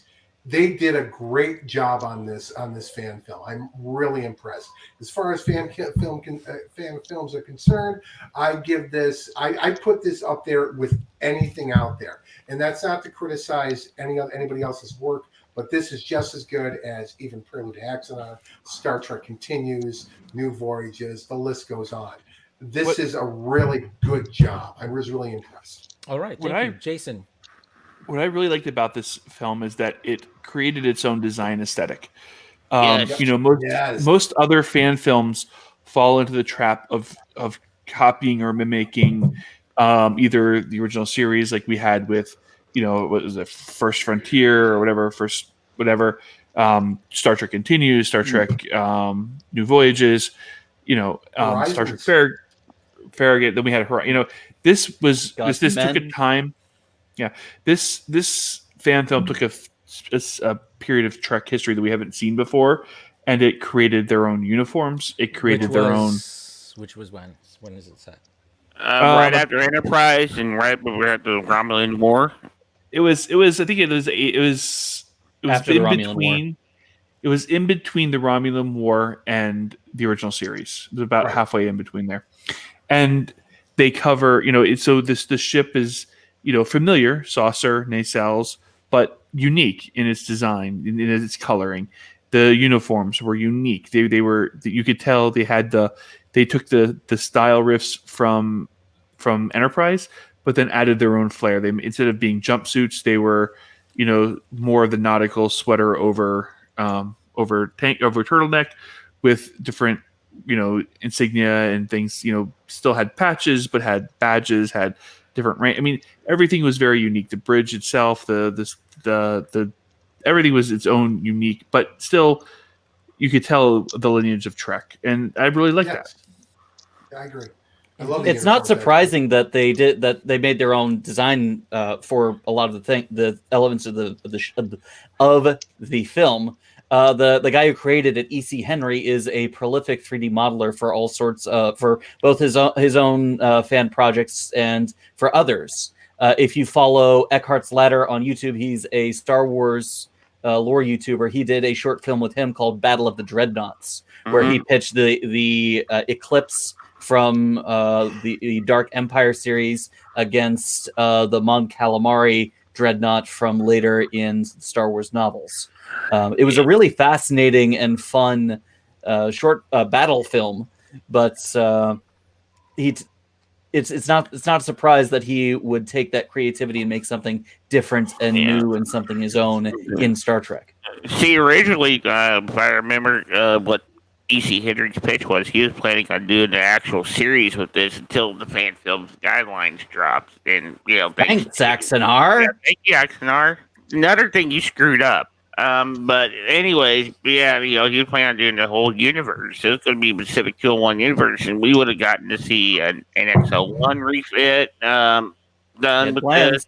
Personally, I think that you can get around that part of the guidelines if you really. Oh yeah, they're basically ignoring them now anyway. So you know, hey, why not? No, I think they could go the Renegades route with this easily, except for it would be obviously far more enjoyable than Renegades. But you know, just you could. Sorry, Ryan. I think you could strip Trek from it entirely. They basically have. Yeah, I mean, think about it. I mean, it stands alone, and it stands very well on its own. I mean, if you take out Starfleet Command and Federation and insert generic Earth organization those here, are both things that are not copyrightable, so they could keep them. And the design aesthetic is unique. I think they could get away with it. Yeah, I want to point out there's one scene that blew me away as far as the CG was concerned, and that is a scene with the shuttlecraft where it's flying off the planet and the girls on the other side. That was so awesome. That was something that's never been done before in fan film or Star Trek. That was feature film level right there. That was so well done. I was so impressed with that. And I mean, we have never seen that. And I mean, the closest we've ever come to someone hanging out with a ship was when they were in the Enterprise when Trip was a Divergence, when Trip was going between Columbia and Enterprise at high warp. Yeah, Whenever they climb on that yeah, tether, that's the closest we've ever seen to that. right. And what's Okay, I'm interesting- gonna cut us off because we need to move on. But obviously, it looks like those of us who've seen it, liked it. I did too. Part 2 comes out in December, so it says. So we'll come back and revisit Pacific 201 in next month, I guess. A proper review. Indeed. So keep out for it, folks at home. You can find it on YouTube. Just search for Pacific 201. And you will find it. It'll be interesting to see how quickly it racks up the views. I hope it does. It's a good job. Okay, so before we get into our Mandalorian review in the segment we like to call Mandalicious, we're going to follow up on some of the reactions from last week's show, specifically around the carnivorous Baby Yoda, who all of a sudden is not quite as cute as we all have taken him to be. Although, yes, they have made, Funko has made a toy based on Baby Yoda and the frog eggs. But out on the interwebs, a lot of people are pissed off. We raised some of these issues ourselves last week. What do you think about the rest of the universe's reaction to? Not a great. Hungry. Yeah, hey, bro, it's funny he brings it up because if you notice the voracious appetite of this child, I mean, my kids were hungry as kids, but as babies, but for God's sake, this kid can't stop eating. I can't stop eating. You know? Who is The he, Jim Force Gaffigan? makes you really hungry, I guess. I've actually heard of a couple online movements to cancel The Mandalorian because of genocide. Do they know the definition of genocide? I don't know. I just think it's ridiculous. People get it. I Some think people they- just wrap their entire identity around being upset about things. I think Well, I mean, okay. I An believe official that this from- is trolling. Like, you know, there's I don't know if you guys recall this, but in 2004, Kellogg's ran an election for in Korea for their new checks, what flavor it would be, whether it would be chocolate or whether it would be onion. Okay, and the internet. I know where you're going with this. Of course, the internet did what they did best and made onion the winner, and it was a huge scandal in Korea. And I'm getting the feeling that people complaining about this genocide thing are kind of doing that. It's just kind of a bit of trolling here. Nobody really. I mean, Well, that's the problem. They did imply that they weren't fertilized eggs. I mean, yeah, That's not the point, Justin. The point is that these are the last eggs of their kind. Well, of that No, the family. last legs of their Of that line. family. Of that But line. still, Okay. that doesn't excuse it. I think it was a bad choice for them to do it. They do try to make up for it a bit in this week's episode, which we'll get to. So no spoilers yet. And but yeah, I mean, I'm not surprised that some people reacted that way. I mean, people who were mothers, really. I mean, there were a bunch of tweets that were not kind. Good God, and really?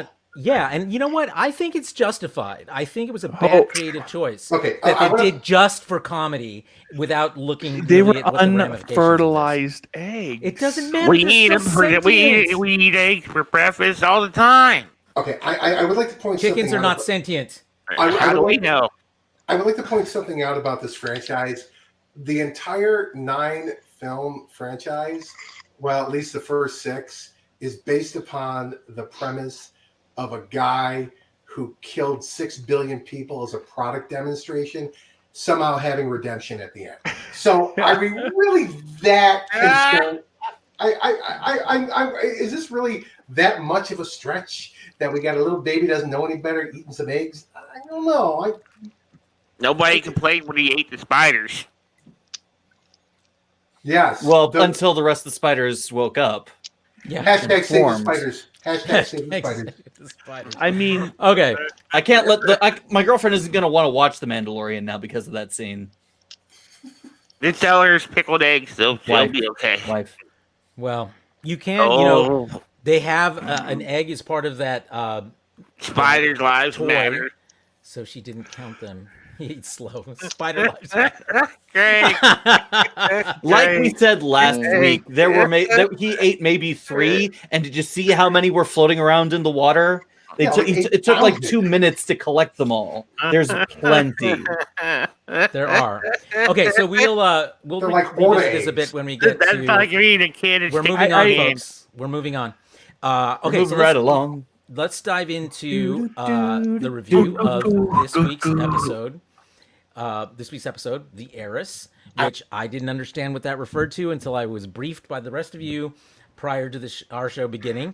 But Slacker. so this is chapter 11, and we see Baby Yoda, the Mandalorian, Frog Lady, Eggs reach their destination, and in a wonderful sequence, which I love, that he was about to make the perfect crash landing, except at the very last minute, he dunks into the ocean, and had to be saved by Calamari, of course. I suppose that because the ship's engine decided to explode at the last minute. I It's a hate it when that miracle. happens. It's a miracle they arrived at all with the shape that ship was in. Yeah, Yeah, it was- seriously. That ship was like Yeah. held together by twine and prayers at that point, so they're lucky they even made the landing. I'm really surprised it wasn't just a cockpit by the time it landed.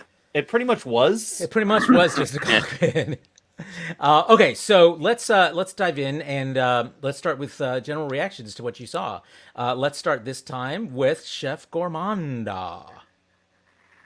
Okay, so I actually enjoyed this more than I did the episode of Discovery, if you can imagine that.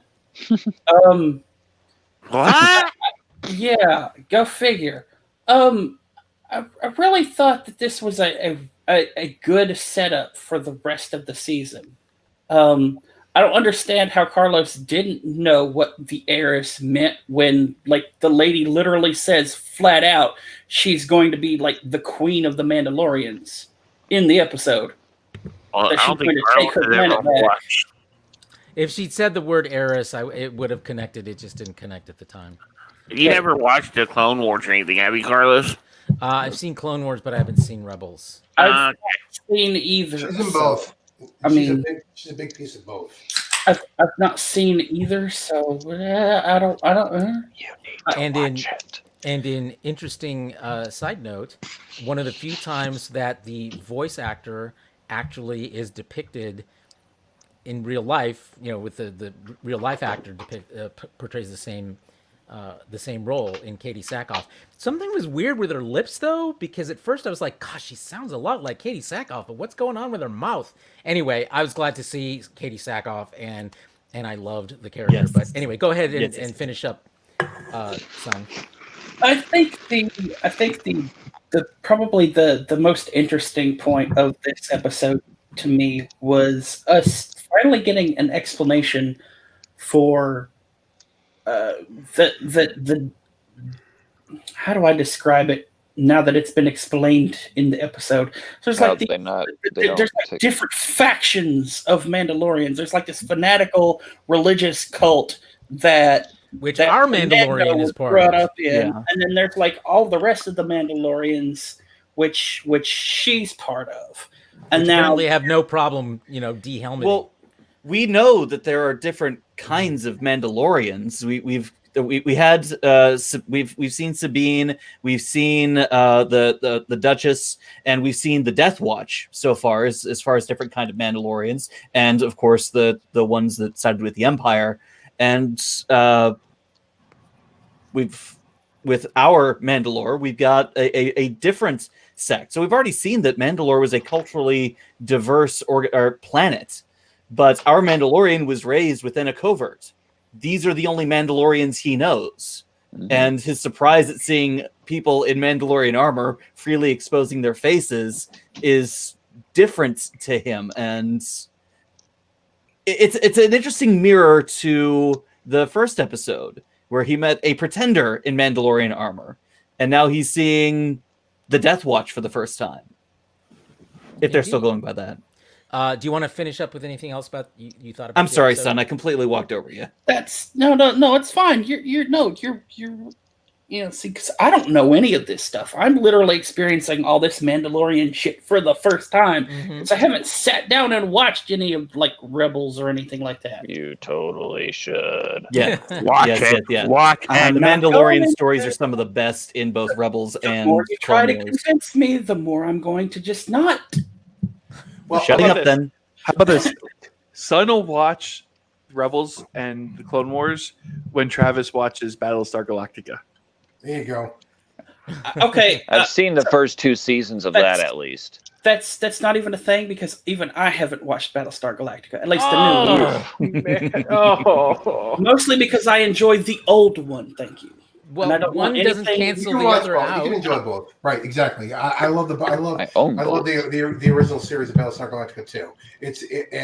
You can enjoy both. It's not impossible at all. But I'm one of those weirdos who's quite contrarian because I like Galactica 1980. So Oh, that's right. I forgot about that. I'm okay with Ugh. that. I'm entirely okay with that. That's I where it's hated fucked, but I'm Galactica okay with it. 1980. but Um, I think the Well, we're I gonna think we're the- gonna move on, folks, because we're Okay. running out of time. Okay, so Travis and Lane, what did you think of this episode of The Mandalorian? Honestly, I might need to rewatch it again because watching it this afternoon, I mean, I enjoyed it. Like, especially when Bo-Katan came in, I was very much like, "Is that who I think it is?" And I actually had to pull up Wikipedia for that. So, thanks, Mandalorian. Wikipedia. I very much like. I think the best part of this episode for me was just how the Empire or remnants of the Empire had to like how they reacted to 4 Mandalorians attacking their ship, and I actually had quite a good laugh when they thought they had them, and then they're just all of a sudden blown out of their own ship because the Empire. We ruled a galaxy. We can't hit for shit, and we die by explosive decompression by our own incompetentness. Who was the officer in charge of that ship? He looked really familiar to me. Oh, that was Titus Welliver. Titus Welliver. What else has he been in? The Empire, indeed. Did you watch I actually Bosch, the series Bosch on Amazon Prime? Okay, well, He let me also give you a Star Trek reference. Remember the episode Equinox? He was the first officer on the Equinox. I totally Maxwell. did the Terran freaking salute when they said "Long live the Empire." I know I shouldn't do that because it's an evil salute, and we're not supposed to do that. Well, but what you do in your private quarters is your business. There are cosplay groups that go out as stormtroopers and do good things. I think it's okay. and the Bellamy salute actually did start as the original salute to the American flag back in the. Yep. So that is true. back in the day. I think on this. First of all, you guys probably don't remember this, but I actually predicted this way back in the beginning. Predicted what?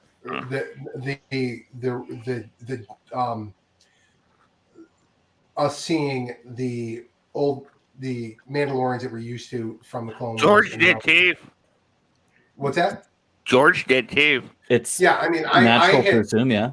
Yeah, I it's, did- it's a natural to assume. What I had Just what no I- Luke Skywalker. Sorry, No, George. Yeah. what I had Yeah, I had we presumed get to was see next week. what I had presumed was that those Mandalorians were gone, and that Din Djarin's Mandalorians were all that was left, and that he was going to be working to bring back the Mandalorians to the point where they could one day show their faces again. This is just a twist on that, and the twist is that those Mandalorians are still around, and he's in a cult basically, which we did not know. This whole notion of it's a creed, not a race. No, it's more like a country. It's a state, is what Mandalorian is, and always was in Rebels and in the Clone Wars. For him, it's a creed. That's what his belief system is. His particular sect of Mandalorian culture is all about. It's a creed. So it's nice to see, and I have no doubt that this is going to be another part of this story of the Mandalorian, and I think it's great because Mandalorian culture, as it was presented in the Clone Wars and in Rebels, is fucking amazing. It's so fascinating, and the stories that they created with that. So I'm really excited with that, and I'm so thrilled that Katie Sackhoff is doing the physical embodiment of the character she did so well. It helps that she looks like her. And boy, they had it perfect. I mean, it was like she takes a helmet. Holy shit, it's Bo-Katan! I was like, "Fuck yes!" I can't wait till next week. Yeah, Indeed. What was interesting about this episode? Oh, the cackling. Yeah, giddy cackling. I really did. I loved this episode so much because it did what the last 2 weeks episodes did not do, and that was advance the story. Yay! That's a problem Mandalorian has a lot. Yes. It really did feel like a Clone Wars episode or a Rebels episode. It was great. I really appreciate that they're really starting to try to tie this in the end. Those two incredibly well regarded animated series into the Mandalorian stories. I think it's great. Indeed. I'm so excited. Thank you, Justin. Yes. Okay, yes. let's go over to Justin. Do you want to go ahead and weigh in on what you thought of the Heiress? I thought it was a great reveal. They kind of kept you waiting up to the last possible second because you had no idea what was going to these Mandalorians until they flew in and saved. Really popped in and how they stuck with it. I mean, it was great. And then, of course, the name drop we get for next week. Yep. My God! Well, we saw her in the beginning of the episode. My God! We saw her in the beginning of the episode. Ahsoka. Saw who? That wasn't Ahsoka. Oh, Yes, That was one of the other Mandalorians. No. When they're not in the hood. Yeah. yes. No. Yeah. No. I don't think that was Ahsoka's on Ahsoka on a different planet. She is now. That don't matter in Star Wars. That was totally Ahsoka. That was telling not you. Rosario Dawson. Come on. Well, somebody look it up. Okay. Jason, weigh in.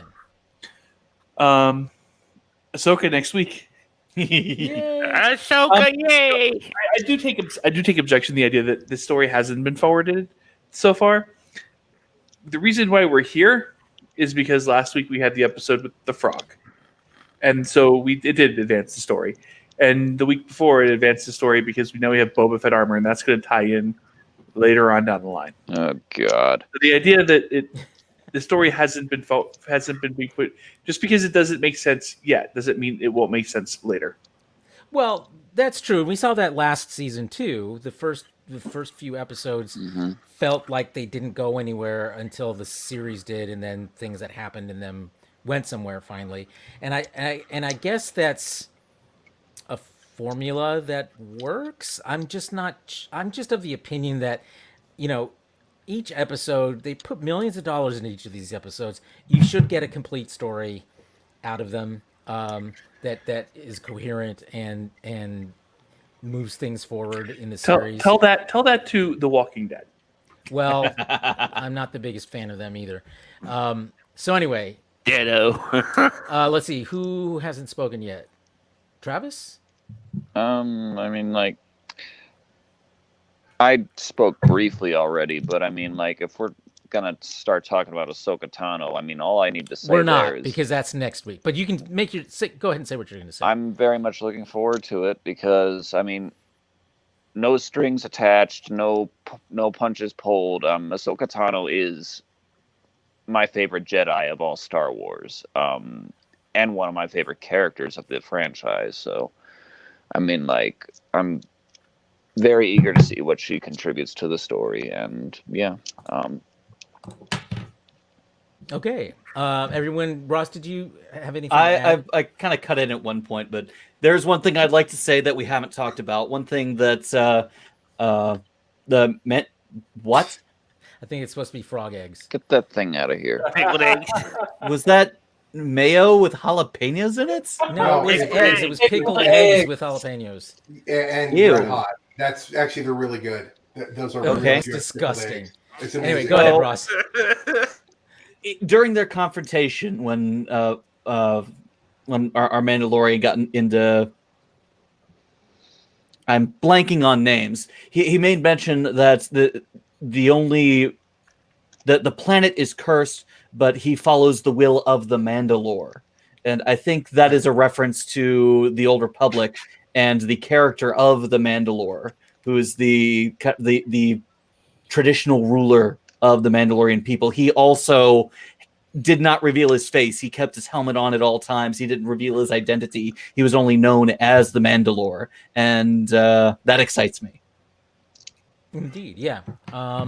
Yeah, I felt like, just like Discovery, this episode finally sets up the rest of the season. That's the And, series.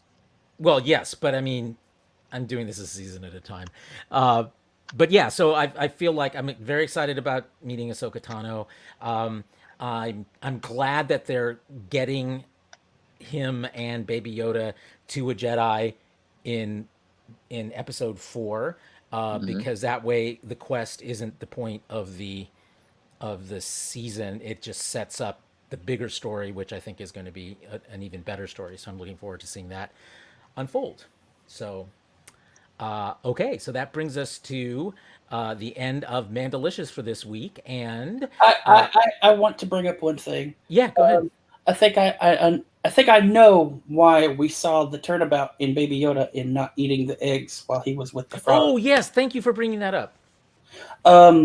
Because he was a baby in an egg that got eaten. Yeah, he was. He was. That's exactly what happened. That's right. That's exactly what happened. Sorry, I Holy had to shit. put that together in my Sounds head, but you're brilliant. exactly right. Okay. Now that he knows what it feels like, I love it. I love it. And you could tell that he loved that little froggy frog. Oh yeah, Frogster. yeah, that was adorable. Yeah. Okay, I want to admit, I went back and I looked. It's not Ahsoka Tano. It's the other one, the other Mandalorian. I was very confused. Thank you, Greg. You are absolutely correct. Okay, so we are nearing the end of the show, so we're moving ahead to our final and traditional segment of the podcast, which is What Are We Watching? So, in which we tell you what we've been watching this week that's worth your checking out. So this week, let us start with Travis and Lane. We haven't been watching anything. I've been writing all week. Well, that's My good. brain is fried. That's good. Are you going I to take guess some time that's- while you're on vacation to catch up on some media? Maybe. We'll see how I'm feeling. I mean, like, I still got another week to go before I fly out there, but I guess I can say one thing. Earlier today, before we watched Mandalorian, we actually, my friend actually put on the first episode of Gravity Falls, and I had never seen that before, so that was interesting. Ooh, dude! It's my, Oh. it's my Sean is excited for you. Dude. It's my second favorite anime show of all time. I love After Gravity Rick and Falls. Morty, right? No. After King of the Hill. Yes, King of the Hill yes. is King my of the number Hill one is favorite. brilliant. Oh, Okay, it is brilliant. It is brilliant. Let me put it this way. Even Make though it quick. they're not anything alike each other, the fact that you're such a fan of King of the Hill and I'm such a fan of King of the Hill, you will love Gravity Falls. Gravity Falls is great. Gravity Falls is a wonderful science fiction comedy. It ain't animated show. right. It ain't right. We'll You will love see. it. Like I said, Okay. Son, what have you been watching this week? Okay, so last week we didn't have VTuber D&D because Project Melody was banned from Twitch. Not for what which you they- think. And not for what you think. Her artist decided to go on a rampage and claim all of her IP as their own. And because Twitch has an even worse claiming system than YouTube, go figure, the moment that any of that stuff was claimed, she was instantly banned from Twitch. So that didn't happen this week. Or that didn't happen last week. This week, we finally got the episode we were supposed to get, which was a massive D&D crossover with the dungeon master who is running the campaign for them. And it was horny all over the place. oh my god. As you My would favorite expect. kind of D&D Okay. campaign. Stop it. Ugh. No, it doesn't work with you. It don't Yeah, work with it you. only works No. with that gravelly voice that Travis There has. was much talk of feet. Indeed. There was. All right, we're gonna leave it at that and move over to Ross. Let's just leave it at You that. guys are not getting it out of me, man. Yeah, we're not going to We talk about are. the giant two-headed Ah. snake or the mirrors or anything like that.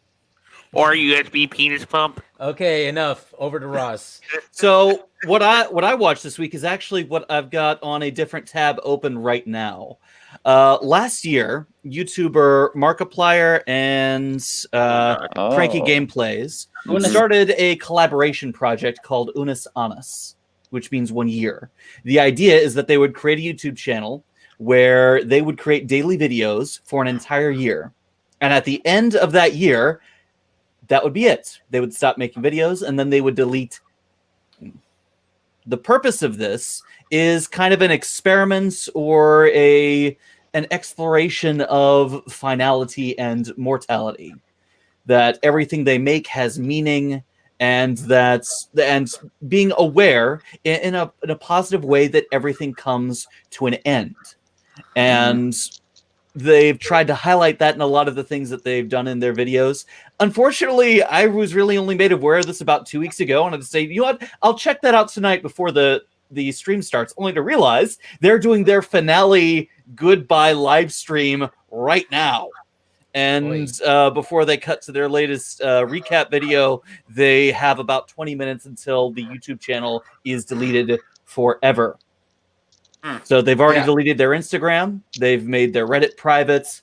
Everything is going away. And after tonight, in about 20 minutes' time, the YouTube channel will be gone forever.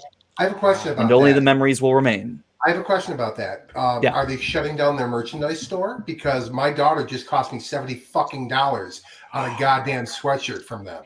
I'm curious.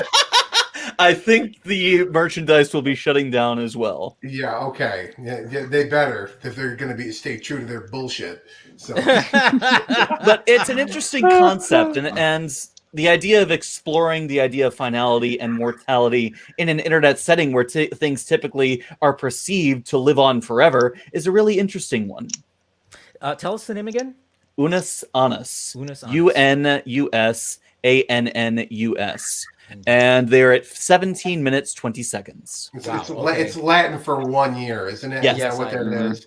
Yes. Yeah, you're not going to get through a year of content in like less than 20 minutes. So I wasn't kidding about that $70 sweatshirt, by the way. That just fucking happened 48 hours ago. I think we need to see what that sweatshirt looks like. Unless I will share when she. You better hope that it better be laced in gold for being a $70 fucking sweatshirt. The merchandise site isn't going to go we're away. Gonna move on to Jason. What did Ensign Beardfasay watch this week? We have wrapped up the Chronicles of the 10th Doctor, and now we're watching the Chronicles of the 11th Doctor. Oh, that's a fun start, too. I miss David Tennant. Yeah, you did. You'll love Matt Smith. You know, he put in the work for as the Doctor. I mean, he did everything and anything in that role. It's like a tour de force. You know, that you don't see in any of the other Doctors. Matt Smith maybe comes close. Well, he had 3 seasons in that role, didn't he? 3 seasons and a bunch of specials. Yeah. Although I am happy that what was it? What was his name? Winds Up with Rose. That was sweet. No. Oh yes, that's true. And then I also loved. He's the one who had Donna as a companion, right? Yep. Which I think is the most tragic and wonderful of the companion stories myself. Except it's Catherine Tate, right? Yeah.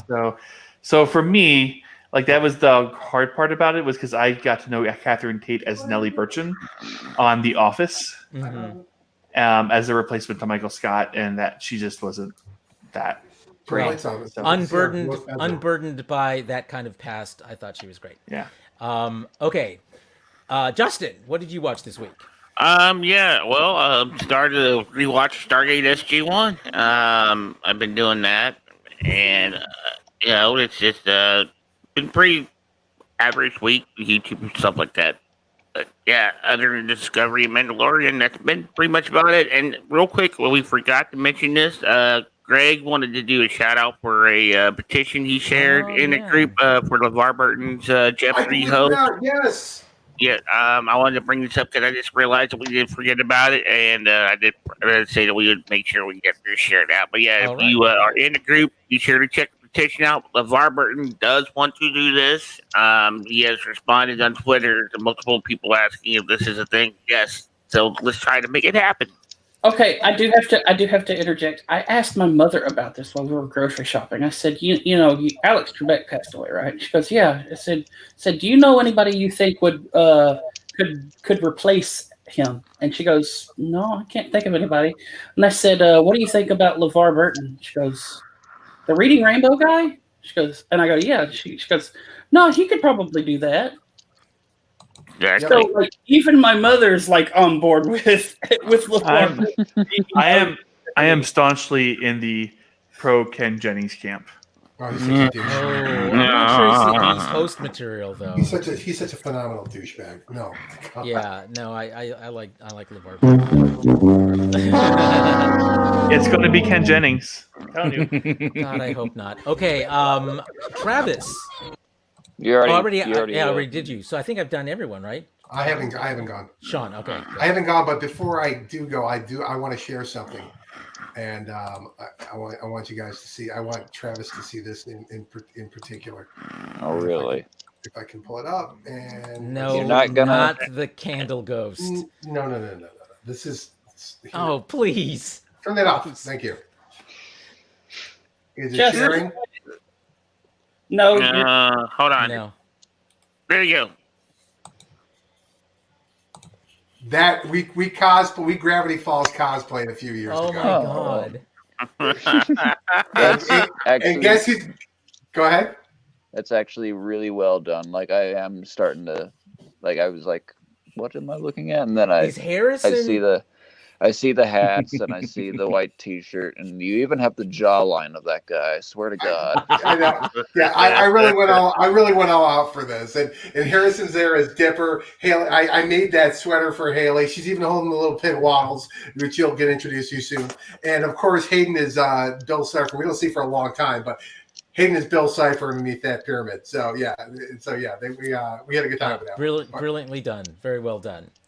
All right, so let me tell you what I'm watching this week. So, Battlestar Galactica, I've got 3 episodes left. It's just like my 5th rewatch of this. It's like with Breaking Bad, I get a whole new appreciation for the series every time. More importantly, I'm watching another true crime documentary on Netflix. This one's called Trial 4, and it's about it's a story of a young man, a 19-year-old in Boston, who in 1993 was after he had to go through 4 trials before he was acquitted of killing a Boston cop, and it was a complete shit show, the entire thing. The first 2 trials were hung juries, and the 3rd trial he was convicted.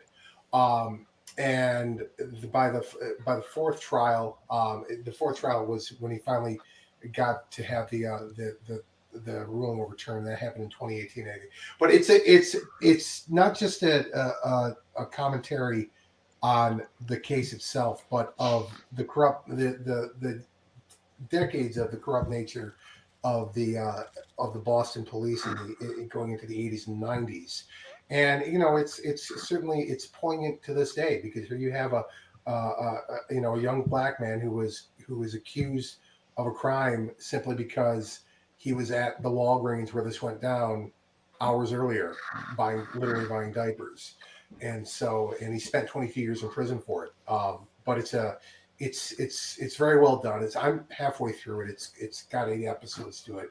But what I especially like is how much emphasis they are putting on the system itself that put him where he was. So, it's like these things can get very depressing, but I think it's important that we're exposed to them, and I think it's important that these stories are told. And there is a silver lining at the end of it, because he is exonerated. So. Sean, they just confirmed they are shutting down the merch store. Wow. Okay. Well, they're true to their. Well, my wallet thanks them. And Wait, in did the 5 order go seconds, through? it'll be 10 minutes. Did the order go through already, Sean, or no? Oh, she already has the I can't gotta see- resist. I can't gotta see what resist this her. thing looks like. Okay, so let's see. Everyone else is She gone. tells me Yes. to buy her something, and I do. That's how it works in this house. Yes. They've already shut down their entire social media. Wow. I gotta see what these sweatshirts look like that makes them worth $70. Okay, so for me this week I watched a bunch of stuff, but thanks, Greg. Thank you, Greg. Hungry baby Yodas. That's a lot of baby Yodas. Hungry baby Yodas. For me, the series that I mentioned on Showtime, Good Lord Bird, which is the story of the abolitionist John Brown, played by Ethan Hawke, who's also executive producer, is winding up to its finale. They took Harper's Ferry this week, and of course, everything goes wrong. I remember one of the reasons this is such a fascinating show to me is because historically, like I remember, all I ever learned about John Brown was that he was kind of crazy. He was a crazy abolitionist, and he was those things. But you also learn a lot about what the network of abolitionists was like. I mean, it was a movement that he was a part of, a respected part of, that goes beyond, his craziness, because he looked crazy and he acted crazy. And there's a dark humor in this show around that actually makes it very compelling television. I highly recommend it. So that's me for this week. And us for this week. So, folks at home. FYI. Yes. Nope. Oh, Complaints. no. Put the complaints thing. How come I'm the only one dancing? The rest of you are supposed to dance. You know me. I Okay. don't Thank dance you. to this. Lane does. Come on, Lane. Okay, hold on. We got one up that one because we got to get Travis totally and completely disgusted before the end of the show, or it's not No. going to be fun. You No, he's guys not gonna. have He's not gonna failed. give into it. Right, He's you not You gonna guys give have into it. failed. We We'll- came failed. close about 3 times, and I count that as a win. We'll So- get You guys it. Don't worry about failed. it. So wait, we've been Failed. edging him? Is that what we're saying? We've been edging him the whole time? Ooh, I love the way you talk, Index. I think we also need to weigh in on my new nickname for Sun, which is Sundex. Trademark pending. I'm neither for nor against it. I have no opinion. Oh, I'm okay. okay. Well, clearly not a crowd pleaser.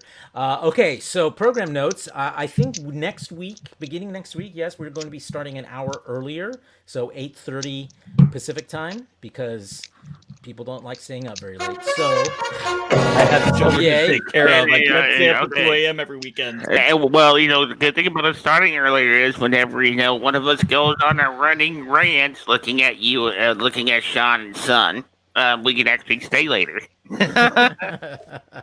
Them's fighting. both of them are expert ranters, though. Exactly. I have to say. Okay, so join us again next week. Same channel, different time, 8:30 p.m. Pacific time, and we'll have, of course, the next segments on Mandalicious and Mycelial Network news, as well as the rest of the week's news. Thank you for joining us. Are we doing Florida Man this week? Florida Man. Well, For those I'm of not. you who wish to stick around after the formal conclusion of this show, we will be doing a short Florida Man segment in which we exchange our favorite Florida Man stories of the week until they peter out. So thank you for joining us. Yes, I am the worst. That is a well-known fact. Trademark. And thank you for joining us this week. Stick around for Florida Man. Those of you who need to go, enjoy your weekend. We'll see you next time. And Hey, guys, make sure good to night. email David and Prokoof about the whatever. Oh, right, DVD. their prizes. Yes. Yeah. Congratulations, God. David, Sturm, and Per Kutke. Have you done You that? guys will never be able to record me saying it. Yes, we will. We're gonna catch you Next off week. We'll guard. get you. Yes, we will. Time we got you. Porn, dude. Well, if you guys are gonna make a Porn. button out of it, I'm never saying it again. Oh, yes, you will.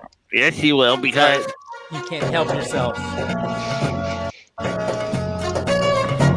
sing it, Lane. Sing it, Lane. Come on, shake it, Lane. Come on, Lane. Oh, I don't ooh, understand them Shane, either. I don't Lane is understand them throwing either. shade. He's I've got the throwing us- perfect Florida man opener. All right, Okay. you guys have a good night. All right, thanks, Travis. Thanks, Lane. Torch See you me next week. All We'll right, be let's look dipping us out up as well. some You guys Florida have a good man. night. Florida Are man, you taking Tom off too, Ross? Brady. Great. All right, let me end this one. I win Twitch. Ross is gone.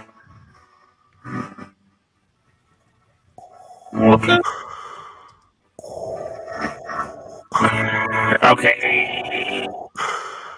There we go. New Florida man, Tom Brady loses jet skis in tropical storm Eta. Did you say Tom Brady? Florida man? Said Tom Brady, Florida man. Florida man, Tom Brady. I'm trying to look for the one that I had last week. Florida man arrested after drive-through meltdown over a lack of lettuce. I hate it when it happens. Florida man. Not only was it just not having lettuce, it was a Checkers sandwich. Oh dear God. That's nothing to melt down for. I don't know if you guys saw this, but Obama slams Trump in Miami. Florida man wouldn't even do this stuff. Florida man. Oh wait, I did that one. Obama last week. might drop. Did you? I did that one. Yeah, last he week. did that one last week. Too bad that Obama forgot that Trump is now a Florida man. Oh, Florida man. Well, Trump did it to himself. Trump Florida man himself for the last 4 years. Oh Lord. Oh, yeah. Well, this was more of a Florida alligator thing. I think because of Eta, the tropical storm. This What is with these storm names this year? well because they've run out of they've had more than 26. So after they go through the names that they pick for the year, the alphabetical names, they switch to the Greek alphabet. So Crazy. that just tells you how many tropical storms and hurricanes we've had this year. Thank you, 2020. Florida man, Thank you.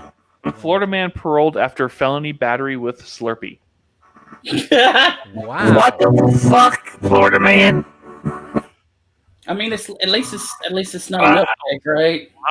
Slurpee? How the fuck do you do felony battery with a fucking Slurpee? I mean, a fucking Slurpee? Assault with a frozen weapon. Oh my fucking God. Okay, here's my new favorite. This is a story about a Florida manatee in tropical storm Eta, which sent floodwaters so high that a manatee was grazing on the grass of this guy's lawn because there was water there now. He could swim to it and eat. So there's your Florida manatee story. Florida manatee. I'm just gonna say manatees are really cool. I love manatees. They will come right up to you and let you rub them and pet them and all kinds of fun stuff. And call them George. Call them George. So Florida man attacks jogger with a sword over a pile of trash. Well, of course. Of course, because, Florida man. Mm-hmm. Nude Florida woman caught touching herself outside a chicken shop. Oh, Found God. committing the same offense again weeks after her arrest. Florida man holds dog for $20,000 ransom. Florida man.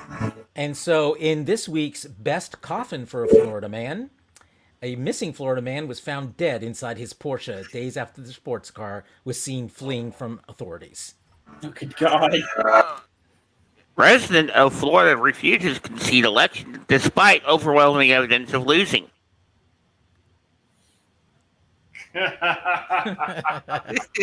Florida man. Here's one that's really weird. Apparently this is a crime. Florida man accused of pointing laser at sheriff's office helicopter. Yeah, that's That's bad. Oh, yeah, you're lucky that's not federal offense for jail time because that's a big. You blind somebody by doing that. Oh, that's true. That is true. Yeah, even sitting at a ground 10,000 plane that's say 10,000 feet up in the air, you can still blind somebody because That's of the not laser. I mean, it's not even that that it's the distance. It's that those windows are shaped in a very specific way where it amplifies the light pouring in. Yep. All right, ladies and gentlemen, I am off to bed. Okie dokie. Beard has left the building. I have the this week in the best Florida man news. Uh-oh. Florida man becomes the first person with Down syndrome to complete an Ironman triathlon. Oh, that's Awesome, cool. Florida man. Good on you, Florida man. That'd be a good one somewhere. All right. Okay, well, I guess we're at the end of the show. Yep. All righty. Thanks Let's. for your Florida Oh man my news. god. Okay, I thought it was going one way and it went somewhere else. And Uh-oh. thank God it went somewhere else because. Okay, Here we go. I have to. I'm warning you now. This is going to sound terrible till you get to the end. Okay. Okay.